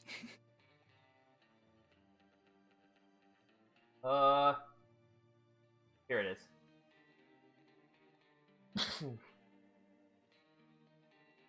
Da-da-da-da-da-da.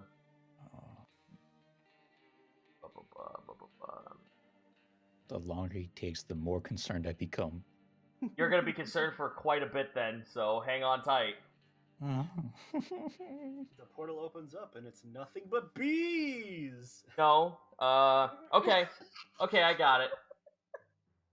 Dr. Bees! Oh god. Rune, a candelabrum the size of yourself is thrown at you from the vortex. That's gonna be a nice metal clank. For a 4. 4, 5, 6, 7, 8. So, what is your AC with that shield spell? His AC by itself is 12, and that adds a +5.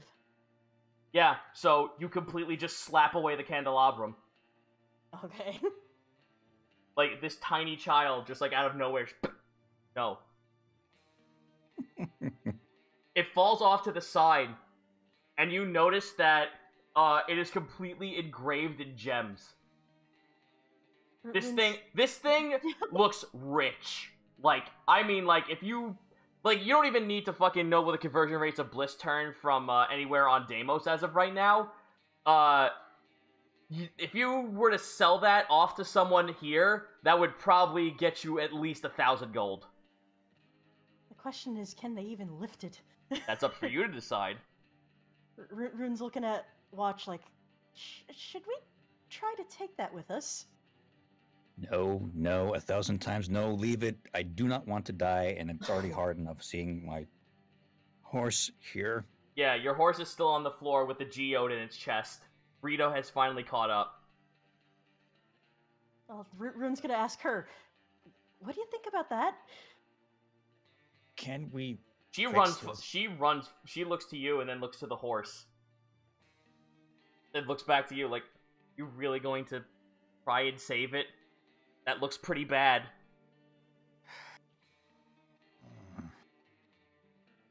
Well, Rune can't do anything about the horse. He's not a healer. I'm sorry, buddy. Let me, hold on, let me, you didn't answer her, you're just making assumptions. What are you gonna say to Rita? If I can, yes. Okay, well, she's got a handle animal check. She has a handle animal check. Let me see what spells she has. She has Cure Wounds. So, if someone wants to medical check the fucking rock out of this thing's chest, she can cure it. Medicine, right? Well, a medicine, or depending on how you're going to get this thing out of its chest, I can tell you the roll. Oh Rune- boy. Rune can offer up a dagger to help dig it out, at least. Here, mind this horse. Yeah, Rune's just gonna pull one of his daggers out and kind of hand it over to Watch. All right. Well, two's better than one. He pulls out his other knife as well, and he's going to try and carefully cut it out. Alright, that's the key word, carefully. Rune, how are you doing this? He has Mage Hand, so if he has to grab something without That's physically Arcana. touching it, That's yeah. Arcana, then. Yeah. So wait, I have to roll Arcana? No, she has to roll Arcana. You have to roll Medicine. You're doing it carefully. Okay. So you can try to pry it out, but Rune can try to grab it. You stab the horse in the neck. Okay, so let's see if Rune can pull it out gently with Mage Hand then. So roll Arcana. Yeah. He does a little better. Let me roll for Rita, see about handle animal. Oh, this horse is far too spooked. Rita, even with a fucking, like, double in animal handling, is not able to, she's not able to actually calm the horse down in order for you guys to make the procedure. Can we switch places then? She try and cut out my end? Rune knocks out the... Rune can actually try something. Let me finish. Okay. Rune is able to completely push the rock out of the horse, but also coming out from the other side when it is released from the horse is pieces of its ribcage. There is a gaping hole, and Rita now looks to you all. I can cast healing. I don't know if this will work, but I will do my best. Well, the gym is out. Okay, thinking how fast everything's falling.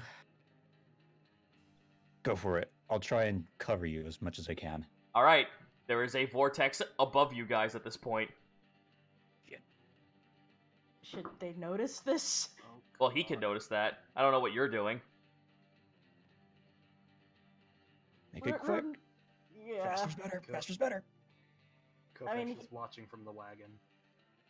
You guys made it. I'm sorry. Well, depending on how big this thing is, he can use Mage Hand again. He can at least slap it.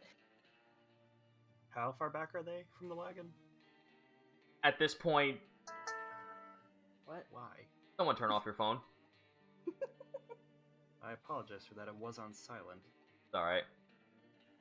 You guys already are so far ahead that going back, you would just go into more vortexes.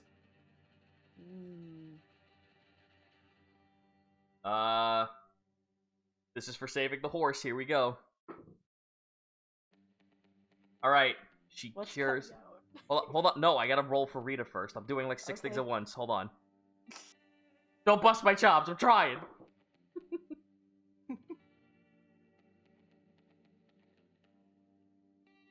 She is able to close up the wound as best as she can, and maybe regrow a little bit of its bone structure left.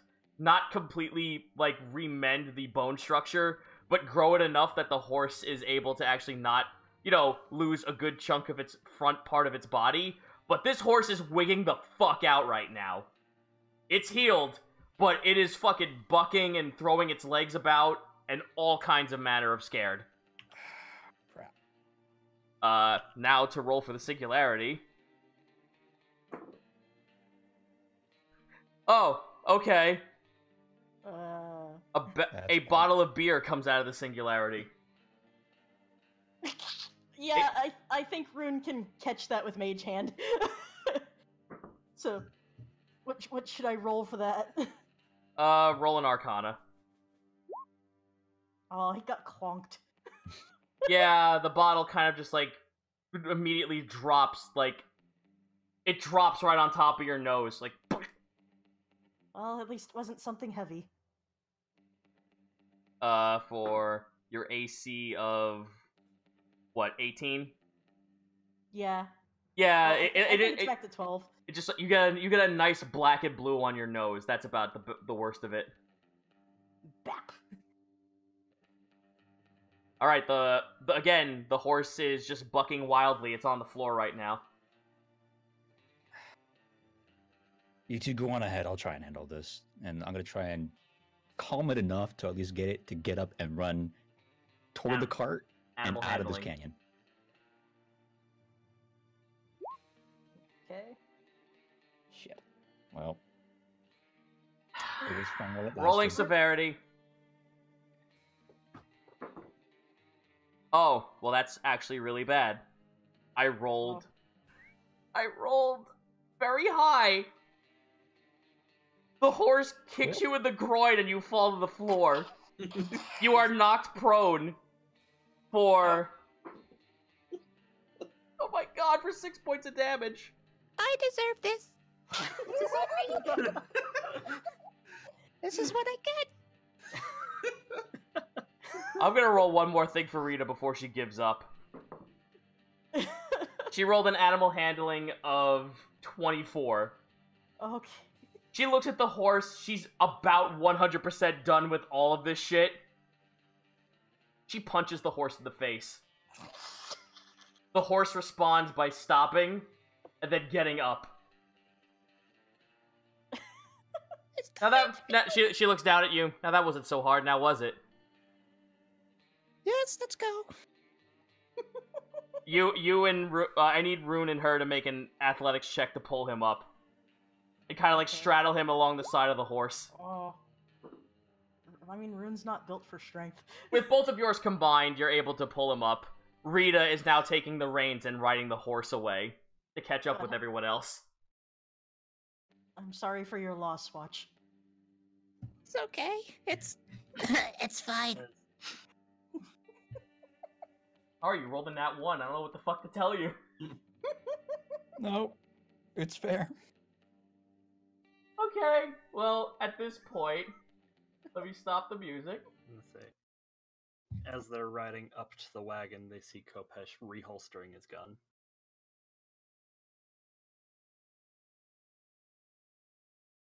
Ted just looks at them. Y'all done having your fun? You could call it fun, says Rita, as she like gets off the horse and Watchful kind of just slides off and face first into the ground. Yeah, he's not moving. It's like, I'll be fine. Oh, It's- you forgot to give us a controller. We can't move our tokens. Oh, I'll fix that. Yeah. Yeah. At this point, you catch up with the caravan, and the caravan itself is now in front of what looks like a very large wooden walled fortress. oh. Anyone who has any sort of magic like inclination about them, this is the crux of where it's all coming from. Beyond these walls is 100% where all the source of magic is coming from. Well, Ted and Rune would know. Should they roll? No, like I'm saying, like you could just feel it. The Okay, magic we is know, okay. like even those who don't have any magical sense are just like, oh, this Alright. place feels fucking evil. Grody. The guy. I think I'm a little too focused on pain elsewhere. All right. Hold on. Watch- I'm giving everyone I'm- control. Yeah. Watch Loft. He left his jewels behind with that chandelier. Yep. Do you need some healing? Probably. He just kind of raises his hands, like, please. All right. All players should have control now. Let's Yep. see. Yep. Yep. All right. So at this point, you have there's a couple of trees and some rocks nearby. You have the walls that at least reach up to about 150 feet into the air. Though there are a couple of trees that look like with enough heft, someone could actually scale up one of the walls. Though there is a sloped path that goes down deeper into the canyon to the south of you. Okay. Before we move on, Ted's just going to go over to the middle and cast Prayer of Healing. Prayer of healing. Alright. Up to 6 Up to creatures. Go ahead, I'm sorry. Up to 6 creatures of your choice that you can see regain hit points equal to 2d8 plus your spellcasting ability modifier. This spell has no effect on undead or constructs, so sorry, Kopesh. Yeah, like all three He's of us fine. got injured, kinda. Yeah, unfortunately that means that Kopesh is kind of fucked on that. Yeah, he That's is. fine. Did he get hurt? Nope. No, I'm just saying, like, healing in general, Kopesh can't get healed by clerical magic because he's a construct. But there's other ways he can heal. Also, there's Horse, the good boy. So it's a 3 plus a 2d8. Let me roll that for some reason. I'll have to change it so it does that. Yeah, like all three of them got hurt. And also the horse, technically. Yeah. The horse, not horse. No, Horse 2d8. took a hit too. Okay. Horse is like, I want to heal. Everybody gets everybody gets 11 health back. Nice. Okay. I am back horse to is- full. Yep, Horse is back to full too. That actually gives me extra hit points, I think. You don't gain temporary. Okay. Unless he just got his full stated health back. unless stated otherwise in the spell, you don't gain temporary. So how are we gonna do this? What are we doing here? Watch kind of gets back up finally and looks around at the walls. And you said there was another path that leads down, right? There's a slope that there. It looks like the path going down south of you slopes downward. All right. So Watch shooting a glare at his horse. Words later, he looks to Rune. What do you got for us? You were leading the way so far. What do you feel? Your sword is completely embellished in purple flame. Like Can to the they point see to that? the point to the yeah, everyone can see that, to the point where it looks like it's just so wild, it's almost out of control even for you. Yeah, he's just kind of holding the sword up and he's like, I think this is the spot I'm supposed to be going. Okay, and? He's just gonna kind of rattle his sword a little, like, well. The font does not. Autumn does not know what resides here. That is what you are here for. Rude kind of looks over his shoulder and is like, okay, let's just go in. Oh boy. Well, He's just gonna usher you over there, like, waving his hands, like, go check it out. Alright, you said the walls were scalable, right? if you they're scalable if you're able to get some kind of foothold up the side of them, because they are 100 and some. They are like 150 feet up into the air. The only way that it might be scalable is if someone is capable of getting up to the top by climbing up the tree, which seems to be what Knife's idea is. Alright. I mean, we've got 3 people in this party who can climb. I would hope so. Yeah.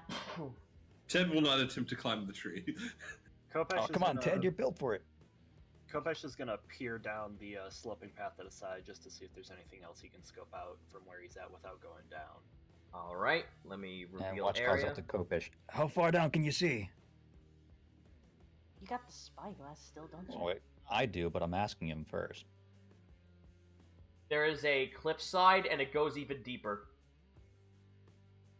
Alright, at that point, I guess I'll hand him the spyglass so he can look. Wow, I guess me and Knife are gonna be climbing trees. Alright, Like back in our youth. let's roll for the tree let's roll for the tree climbing then. Alright, what am I doing? Athletics. Alright. Rune could try Or too, athletics or probably acrobatics not of your good. choice, I apologize. Yeah. Well, athletics will be the one. With a 13. 13. The tree is far too brittle that you are unable to climb up it. You take one paw up to the branch, and it snaps under your weight. Okay. Rune's gonna try. Probably not any better, but he'll try. Knife, Yeah, nope. knife rolled a yeah. You take one of you break off one of the tinier branches and just go, nope, shit's fucked. He's like, nope, can't do it. Meanwhile, Knife is actually like clearly like keeping his balance and getting up to one side with a 25 in dexterity. Okay. He knows what he's doing. I'm gonna roll an athletics check to see if he actually can jump himself across onto the wall itself. With a 19, he's capable. He is now on the side of the wall. He's now perched on top of the wall. Well, he should be, since he's the sniper. Kopesh is gonna use the spyglass to peer over the side of the cliff just to see what else he can scope. This is what you see. You see the other side is a tall cliff face. And the pathway continues to go down and it continues to go downwards. It looks like it's reaching into a small pit area that the walls are hiding. Buck kind of like looks to you all as he takes another cigar and keeps a horse over to the side of the cart. Well, you kids have fun. Like I said, I was only here to make sure that you get here nice and easy. I mean, you can always come back here if you need to rest up. Alright, fine. And in Draconic, he kind of calls back out to Horse. Make sure he doesn't run away from here. Horse like looks up to you flicks one of his eyes and just shrugs his forearms. Like, eh. Watch just like size and height. Fine, whatever. Does anyone notice what happened to Knife? They're all kind of busy over on this corner, so Yep. I don't think so. Yeah, we wouldn't have seen him. Yep. Well, Knife is no longer there anymore. Yeah, they're kind of focused down on this little sloping path. Rita will decide to go with you since Buck's not going to be helped at this point. You guys continue to go downward. Yeah. Before we do, I'm gonna call out to him like, wait, hold up. Throw something down there first. Just a rock or anything you can find. Because I This is am what you- extremely leery after the canyon. And I don't need more of what happened. Yeah. Oh, does one of them have something to throw? Well, you know what? Kopesh from the Tit- top of the slope uses the spyglass again just to look down the corridor. Tit. With a 15, can I find some rock big enough to just throw down the pathway? Yes. All right, then I just grab a rock and I chuck it down. Show me where. Yeah, All right. Click and hold. Oh, you have to do it Right like click and hold. there. Ted's gonna see and right pick up the rock. Ted's gonna see and pick up the rock. Let me Oh, see one how- second. How far you can throw? You can throw 30, so it only reach there. All right, so then Oh. there it be. You're gonna cast light. Yes. What do you? Oh, I belayed that. I thought I was closer to him than I was. I can't. Yeah. Like Before I I when press when the rock. when someone's doing an action, I kind of need everyone to like not interrupt and say what they're gonna do next, so we can do one person at a time. Mm-hmm. Well, I asked him to stop for a second. I was going to touch the light. Yeah, but unfortunately, he Cast said he was doing the attack beforehand, so you know. Okay. You guys kind of have to like work that out amongst yourselves, or else I'm gonna take it as one turn at a time. Mm-hmm. Right. All right, so you toss the rock down this way. It. Mm-hmm. Are you throwing it against the other rock that's kind of like formed in the middle of the center there? Yes. Okay, you do so. You hear a muffled voice coming from tucked away underneath the wall. Who's there?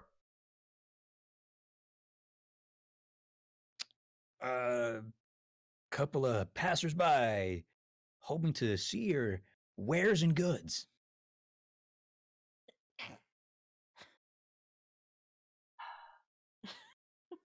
All right, I need you to roll me a persuasion with disadvantage or a deception with disadvantage. Oh, good. Neither one of those are my best stat. So. Yep. I'm boned. 3.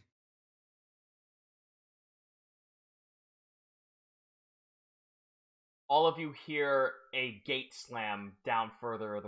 Down further. You gone and blown it, you idiot. Oh, I didn't see anyone else doing anything. And Rune's watch- kind of scooting down that way. He's gonna look to see if he can find anybody down there. Meanwhile, Like if watch there's this. anybody nearby at all. Stopping right there. All right, this is what you see. So, do you roll perception? Yep. Okay. Roll a perception check. You see what looks like to be the base of some kind of statue that is lined up against the wall. There is a faint light blue glow emanating from them. Oh, you stood right there. Okay. I need you to roll a wisdom saving throw. Me? Okay. Yep. Like, Man, this party jumps the gun more than they should. Mm. Yeah, it's a statue that has a blue orb glowing on top of it. And from that orb springs forth a beam of lightning. Oh. it's like, yeah, it's just like, ah! Okay, Alright, Hit the the- orb starts to pulsate Tesla-like energy and strikes you. Strikes you down. Your wisdom saving throw. You are stunned and you hit the floor. You didn't fail. You failed the wisdom save, and you take.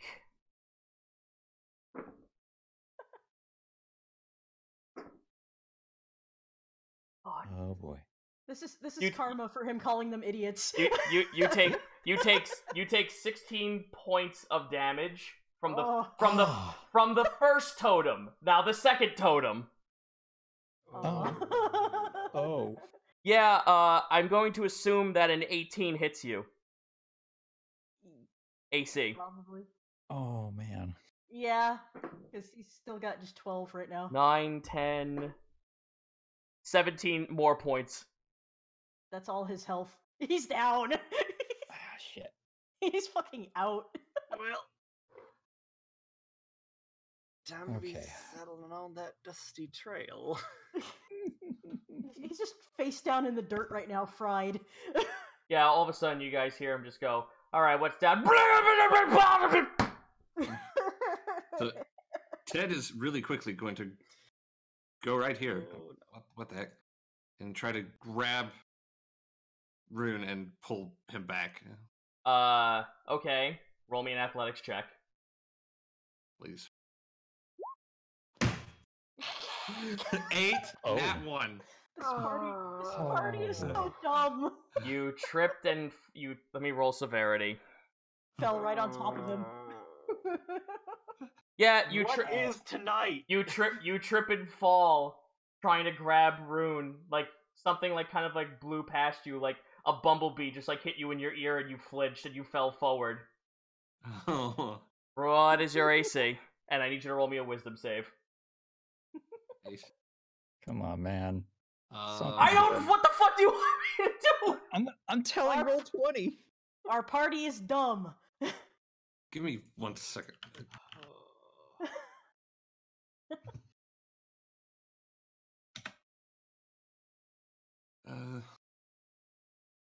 My AC is a 16. I need you to roll a wisdom saving throw. Okay. You did way better than me. Okay, you're not stunned. You're not stunned, but boy howdy, everyone watches now as the cow gets lit up with electric fucking flare. Both totems go off. 18 on the first one. That's 3d10. 17. 22 on the first totem.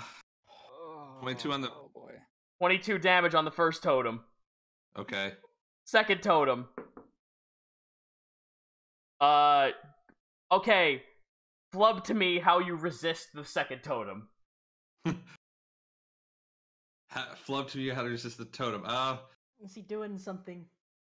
I rolled a 5. It's not penetrating you with this shitty roll, so you can fluff how you get rid of the second lightning strike.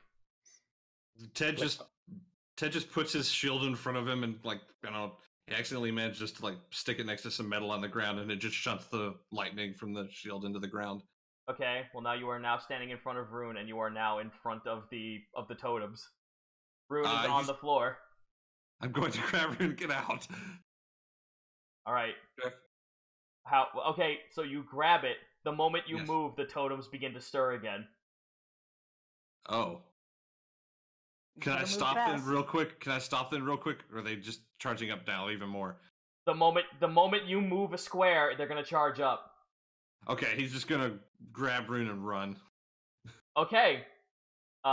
First off, I need Rune to roll me a death saving throw. Yeah, he's completely out. Okay. There's that on here. Death saves? Yep. Put 2 notches to your death saves. 2 fails. Yep. Okay. Do it again? No, that was it. Now, Okay. Ted, I need you to roll me another wisdom save. Oh. You pass that. Good job. You're not stunned. Alright, so will a 14 hit you? No. Okay, next roll. Alright. A 7 will not hit you. You definitely dodge back just in the nick of time. Both of you are out of the sight of the totems. And as this happened, he's going to cast. Well, can I make one action? Yes, you can. Let's do prayer of healing. Up to 6 characters. Alright, roll HP return to him. Yeah. This is going to be for both me and him. Oh. Alright, you both get 10 HP back. Not too bad. Rune, you wake up feeling crispy. I'm gonna let you idiots walk in front next time. Watch just looks over like he can't say anything. He legit can't. He caused the situation with the horse back in the canyon, so he's like, nope. I got no right.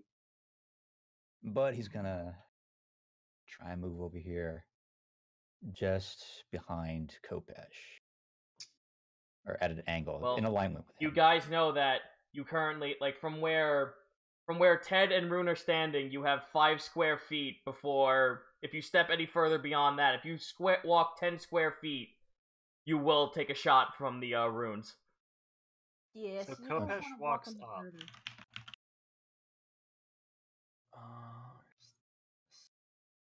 So they're not going to activate here. Nope.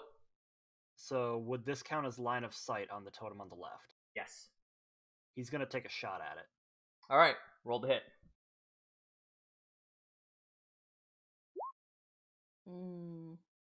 Rolling severity.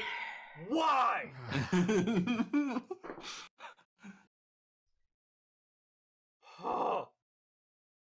Alright, I gotta roll. How many people are standing next to you? 4? Roll a 1d4. Yep. All of us? No. Roll a 1d4. Your gunfire. Your gun magnetically gets charged and aims a little bit beyond where you're reaching, and you shoot Ted. Roll damage. Him. He fires the bullet, and it curved. It got magnetized to the cow. I thought that was impossible. Roll damage. I mean, he did get his shield zapped. Six. So... Ted, you take 6 points of damage as a bullet like sits in your shoulder now. Ted just shouts, "This is the 4th time I've been shot by somebody on my own side." Kopesh is like staring at the smoking gun and at Ted like, how? Okay. I guess it's my turn. I will attempt the same. I'm going to check something really quick. Not you. Okay, would this count as line of sight as well? For No, the it does not. Crap, okay. The wall is too much in the way at that point. Alright. Thought I'd make sure before I tried anything with that. You can roll a perception check if you want to look further down. Yes. Yes, I do. 19. 19? This is revealed to you. Oh. Oh. Okay.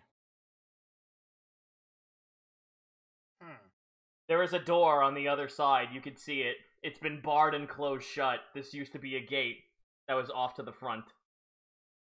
There are 4 runes humming with electricity. Alright. And there is a rock in the middle that looks like it could make cover for like one person. Now here's a question. Are those runes something that can be read? I don't mean runes, I mean like totems. They're like little tiny, Okay. They're like towers. I'm saying that wrong, I apologize. Okay, so like little obelisks. Yes.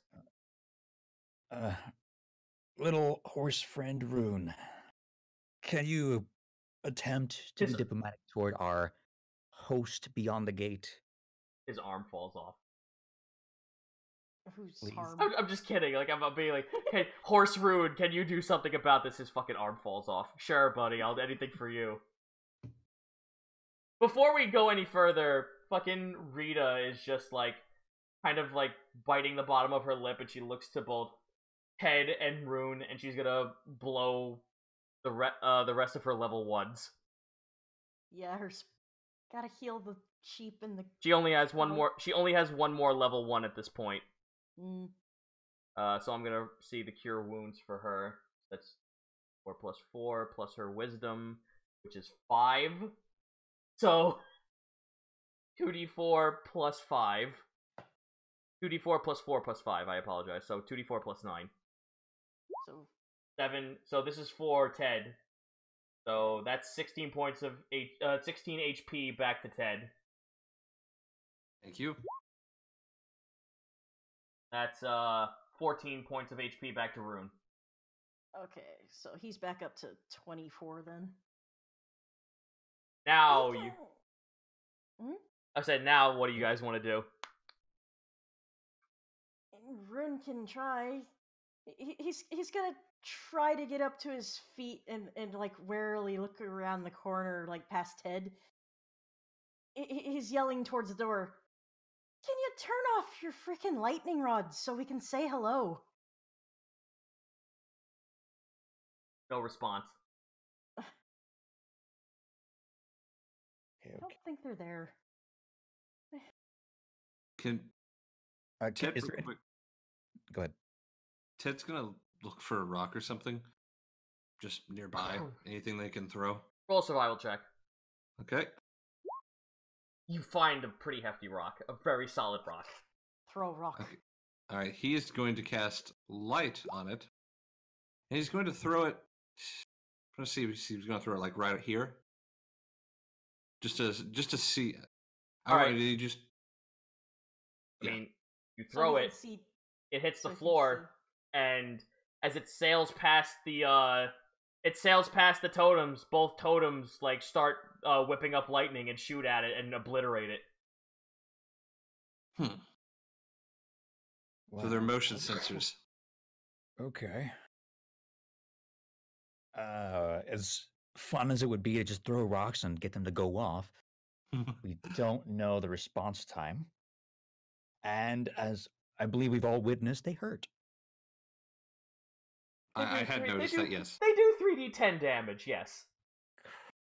Okay. 3d10 apiece. Can I see any sort of switch or anything to help depower them from here? That would be a perception check. Investigation means that you're up close and personal to it. Perception is you're looking at it from a distance. Okay. Come on, please. That's 20. 26. something. You notice that the orbs are held up by what looks like bird talons made of stone. So the orbs are held to the fixture very ill-securely. Ted, how many charges you got left to throw fire and lots of it? You want a fireball? Yes. I think I can do one more, but I won't be able to do it again for. I'll have to take a sleep and And ask I'll for just more. warn you, as the GM like opens up the sky above you, this is the front gate. Okay. I have been using a lot of my abilities. It might be best to try something else, so I don't be completely. I will empty. tell you this. Buck has told you that you can take short rests if you want. What that will invoke, I will not say, but the option is there. You can take short rests when needed. Well, in that case, to belay that idea. Can Kopesh. Rune see this one from where he is, or no? No. You see that the Okay, so arrow is kind of like in the way of the mountainside. You can't see from that distance. You can So see. he can only see these three. Yes, you can see these three. You can't see the one nestled against the wall. Okay, he's gonna cast Eldritch Blast on this one. All right, roll the hit. This one. Let's see. Where's that on my? 14. At least get close to it. That will hit. So which one are you aiming for? The second one closest to them. This one. Okay, roll damage. So, 12. 12 points of force damage. Yeah.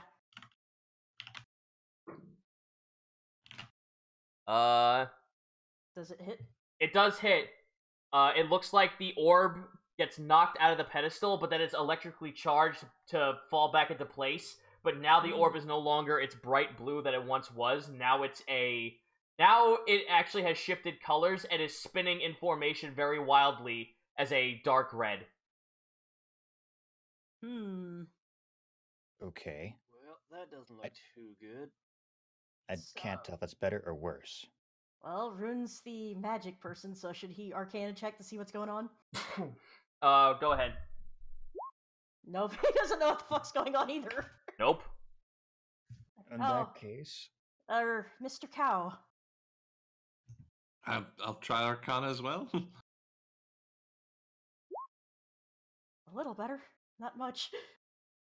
The magic is still holding the orb together in place, but it looks like there's a center focus inside the middle of the pedestal that's kind of magnetizing it in place, and hitting the orb actually changed the color.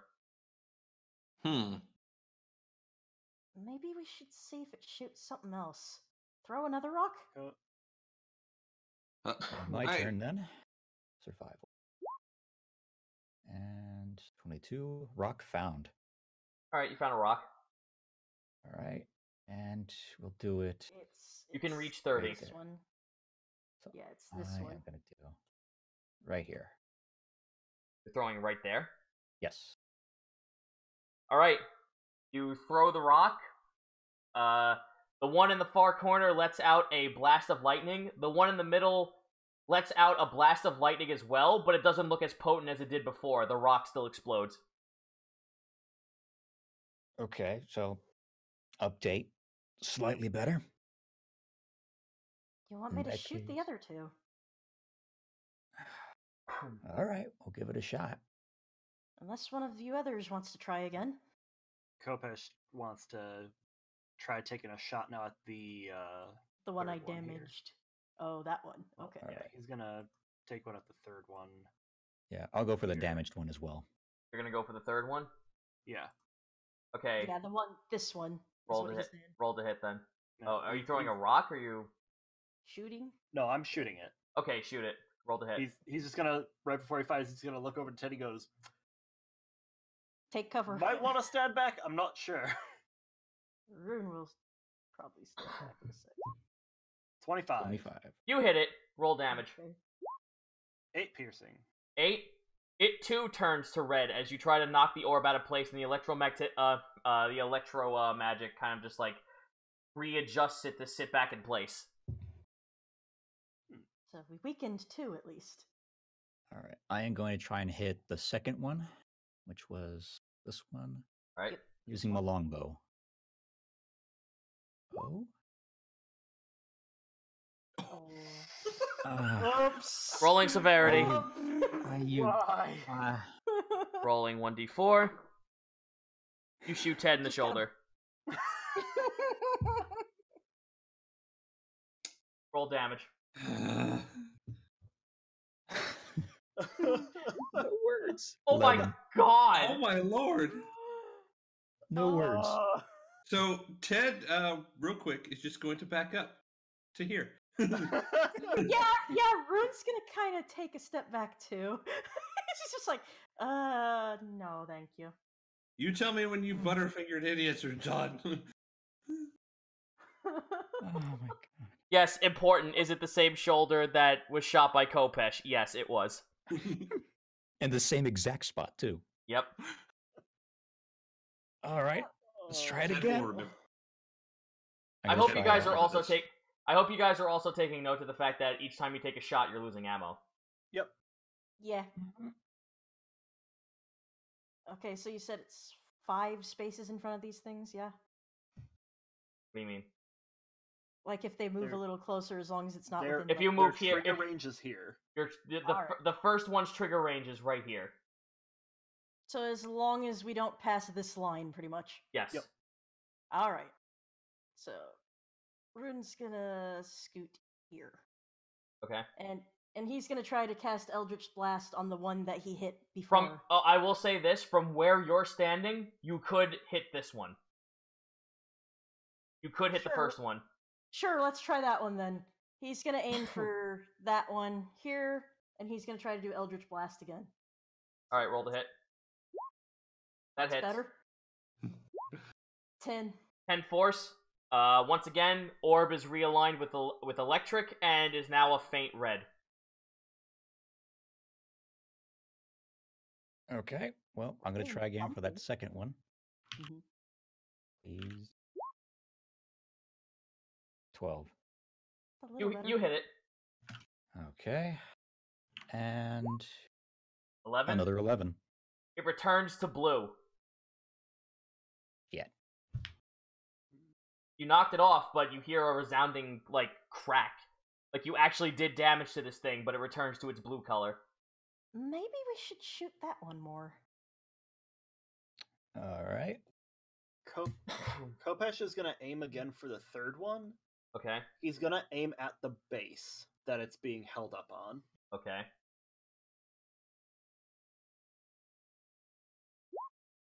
And a 9. Miss. And the people behind the wall are, what are these idiots doing? Okay. You know what? Is there anything I can shoot above these things to fall onto the pedestals? There's just a wall. Crap. There's just the walls on top. Like, it's 30 feet of cliffside and then 150 feet of wall. Okay. You know what? I am gonna cast. Well, I try it and hit the second one again. Once more, I'm gonna just go like this: blue, blue, red, blue. Okay, if they're all weaker.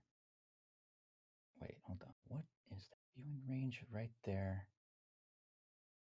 At 20.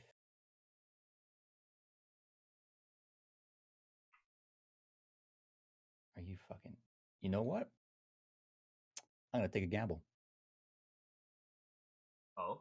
At this point, I am gonna use. See if this will pop up. It will not. I am going to use my feline agility, and I am going to attempt to get over here. Over where? Over there? Without Alright, being- roll me dexterity save. Okay. Oh, 9. no. Alright. First one beats it. Second one fails. So your tail is struck by lightning by the first one. Okay. Alright, what is your AC? Let's see. Let's see. My AC is 15. It matches, so it hits. Crap. You are taking... Oh. So Kopesh is the only one that hasn't taken damage. 14 points of thunder damage. Ow. Electric, I mean. Sorry, because thunder and electric is a different thing. Okay, he's gonna... You are behind the pedestal, but now you hear the hum of the third obelisk go off. Oh, joy. Got yourself Okay, trapped. he's gonna call out to the gate again. Okay, look, seriously, dude. We just need to talk. We're here to investigate weird occultist happenings, and we're trying to get down to the bottom of this. What is your AC? AC is 15. 15? There's a gunshot right at your foot, and there's a little peephole on the other side of the gate. There are guns pointed at you. I get it. We probably shouldn't be here, but seriously, we just need to talk to anyone that knows what's happening out here. Roll a persuasion with disadvantage. Crap. You sure picked the wrong person to go up front.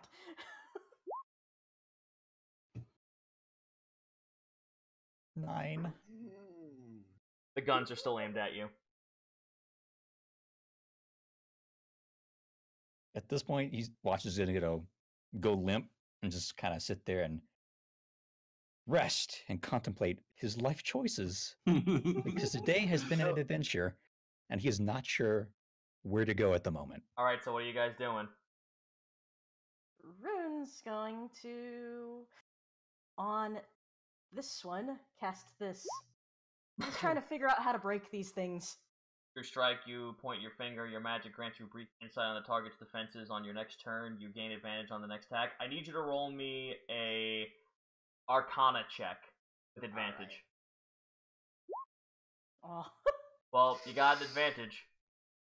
That nat 1 would have fucked you super hard, but on a natural 1, you can tell there's some kind of, like all of these things are attached, or, like, the coloration is attached to a crystal that's underneath the earth, and the orbs are redirecting the coloration to the floor that is attached to something else on a pressure plate.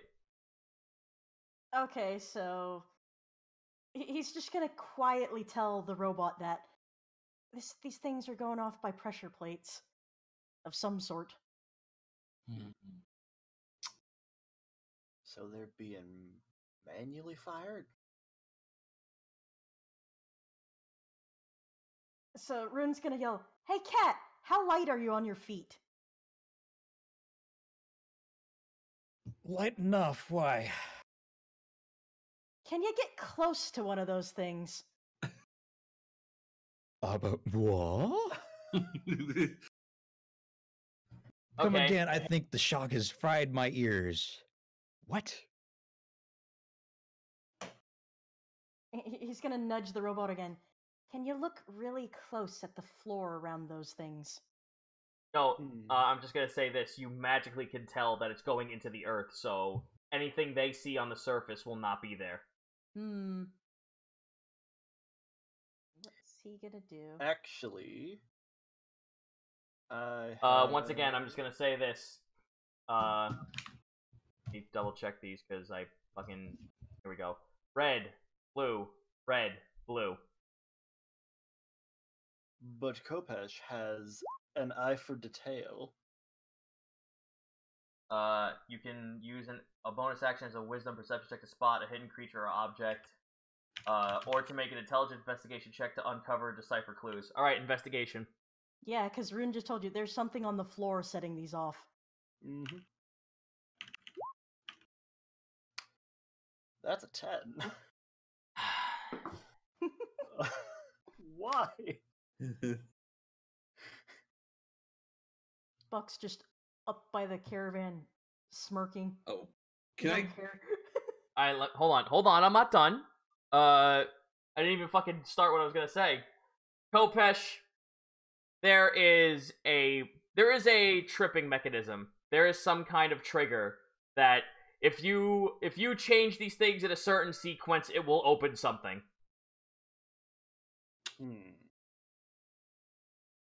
Oh, I think I see what this is now.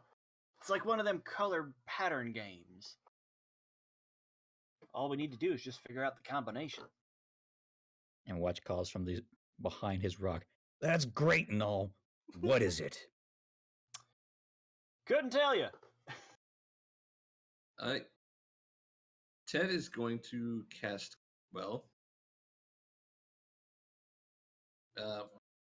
guidance on himself, and then try for a perception check to see if he can see if there's anything that might look like a clue as to what this color pattern might be. He's gonna go, "Hey God, tell me how to do this." The target can roll a 1d4 and add a number of rolls to any one ability check of their choice. Alright, well, who are you touching? Myself for now. Okay. To make this perception check. Oh. And then the 1d4. There we go. So that's a modified 20. Yeah, you got a 20. Turn all the obelisks red! Oh. Okay. I think we should turn them all red. No, Salima was about to show up, and then I push her out of the way and just go, turn them all red! So which one is still red? This one right here? Oh, this one, okay. This one and this one are red. This one and this one are blue. Okay, so Rune's gonna say, okay. Did they hear that or just him? Just him. I Okay. shout out, turn them all red. All right. So Rune's gonna say, I'll take out that one, and you take out that one, maybe. Yeah, all of you start doing this quickly because the moment he fucking says that, all the guns are pointed at Watchful. Yeah, like Rune's saying, "Hey, robot, shoot that one. I'll shoot this one." Taking a shot. Roll it. 11. At this Nat. point, Watch is just smiling. He's like, okay, this is my Natch, life now. Natch, you miss, and Devious, you miss. Alright, your AC was a 15, yes? Yep. Alright, let me roll for all the gunmen. Alright, that's hitting. One's hitting. Now it's Watch's turn to be on the ground. Two misses. 3 misses. And 4 nat 20s. Oh. Alright. 2d6, so that's 2. This is my life now. 2, so you take 3 points of damage. You take 3 points of damage from the first gun. And the fourth gun gets the nat 20. This is double damage. 4. Oh, God. This one fucking shoots you in the neck for 16 damage. Oh boy. So that's 19. How much health did you lose? I'm at 6. Oh. Watch immediately So do you want puts to? his, What are you gonna do at this point? he immediately puts his hand to his neck and just like, oh god, no, not again, no. Well, what are you gonna do about this? All right. Both your companions failed to hit the 2 last ones. Okay, let me check something real quick.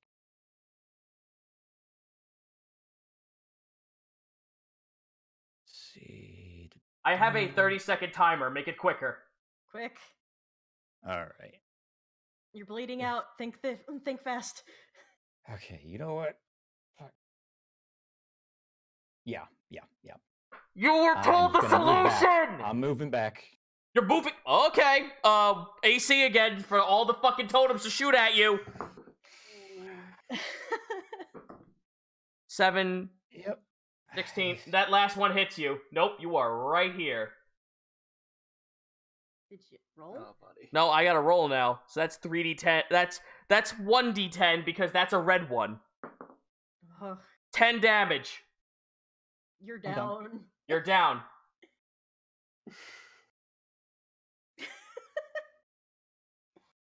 Guys, I gave you the answer. Like, what the fuck? This It's is the going dice. so well. Ted, you want to grab the cat? I deserve Yes. Yeah, Ted's gonna try to grab the cat. Athletics check. Oh boy. Oh jeez.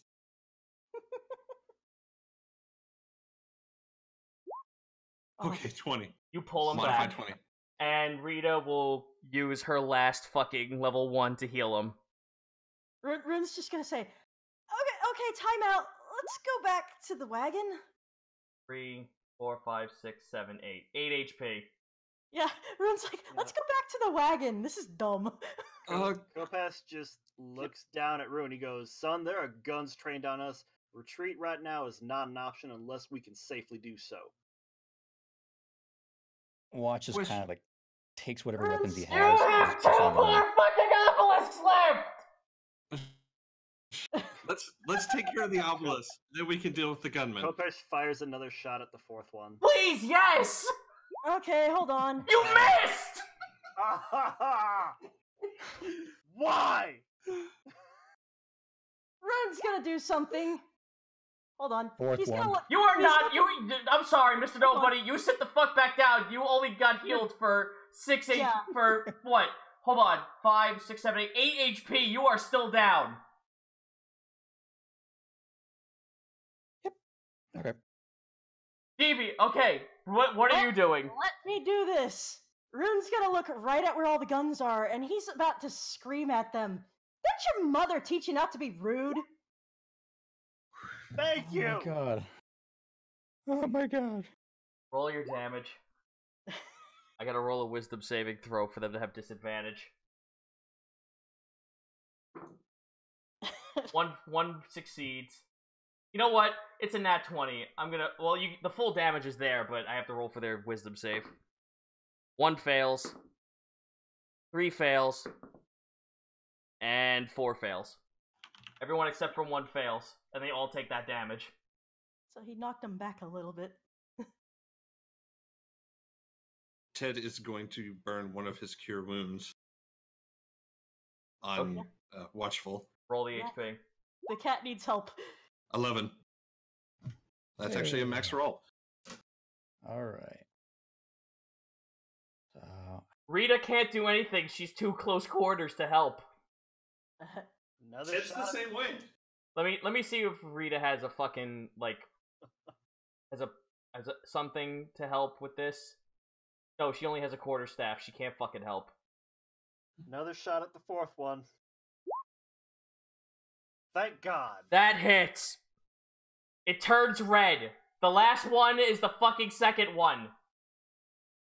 Shooting again.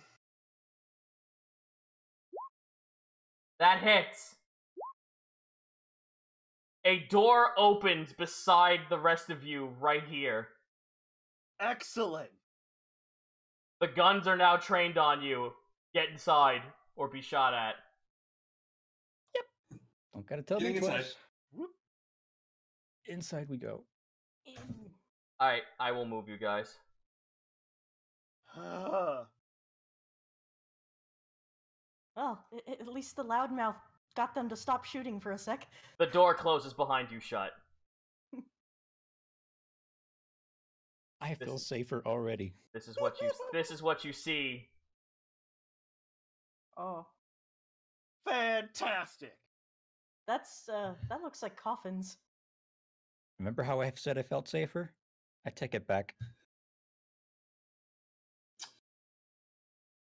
And this is where we'll stop. So this is how I die. So the Dundering Desperadoes here. Oh my god! Oh my god! I told you our party was idiots. We have cursed. Roll 20 dice. We survived. As we get into it, I'm like, wait, where's Knife? I was thinking that too. They didn't see him leave. They don't know. Watch does not care. None of He's you, just none of lying you, on the floor. 1, none of you rolled for it. 2, it's far too late at this point. Yeah. No, I'm saying he just notices, like, wait, where is he? You just realized. Oh boy. Well, We gentlemen and managed to avoid a party wipe. yeah, gentlemen and lady, I know, like, that's fucking DMing. Them's the breaks. I don't know what else to say. That was just fucking chaos. I was just like, surely they'll understand this puzzle. But the moment that fucking Watchful just goes, hey, let us in, I'm just like, okay, I don't know what to do now. I kind of figured it out, but my character couldn't say it. Don't feel too bad. The last time a DM threw a puzzle like this at me, and he's probably watching right now, I ended up killing his character. Oh, Lord. Alright, well, we're gonna have a fun time here in the Spook House next episode. So, ladies and gentlemen and lady, would you let's go down the road one more time. Well, first off, thank you everyone for watching. Thank you for sticking around for so long. A VOD of this will go up on YouTube sooner or later. Thank you all for your bits, your subs, and your donations. I will read them off after we're done sending off our fine players. Devious, where can they find you? You can find me on the Twitter at devious_shadow. Alright, nobody, where can they find you? Under a desk hiding. You can find me at twitch.com/Mr_nobody. Alright, Rad. Natch, where can they find you? At twitch.tv/natchcat. NG, where can they find you? You can find me at twitch.tv/NG_GS. Excellent. Alright, you guys can skedaddle if you want to. I'm gonna go ahead and read off some of our bit drops and donations. All right. Yep. Alright, I'll jump Have a out. good night, everyone. Yep. Tune in next week for more suffering. I mean, you're not wrong, unfortunately, at this point.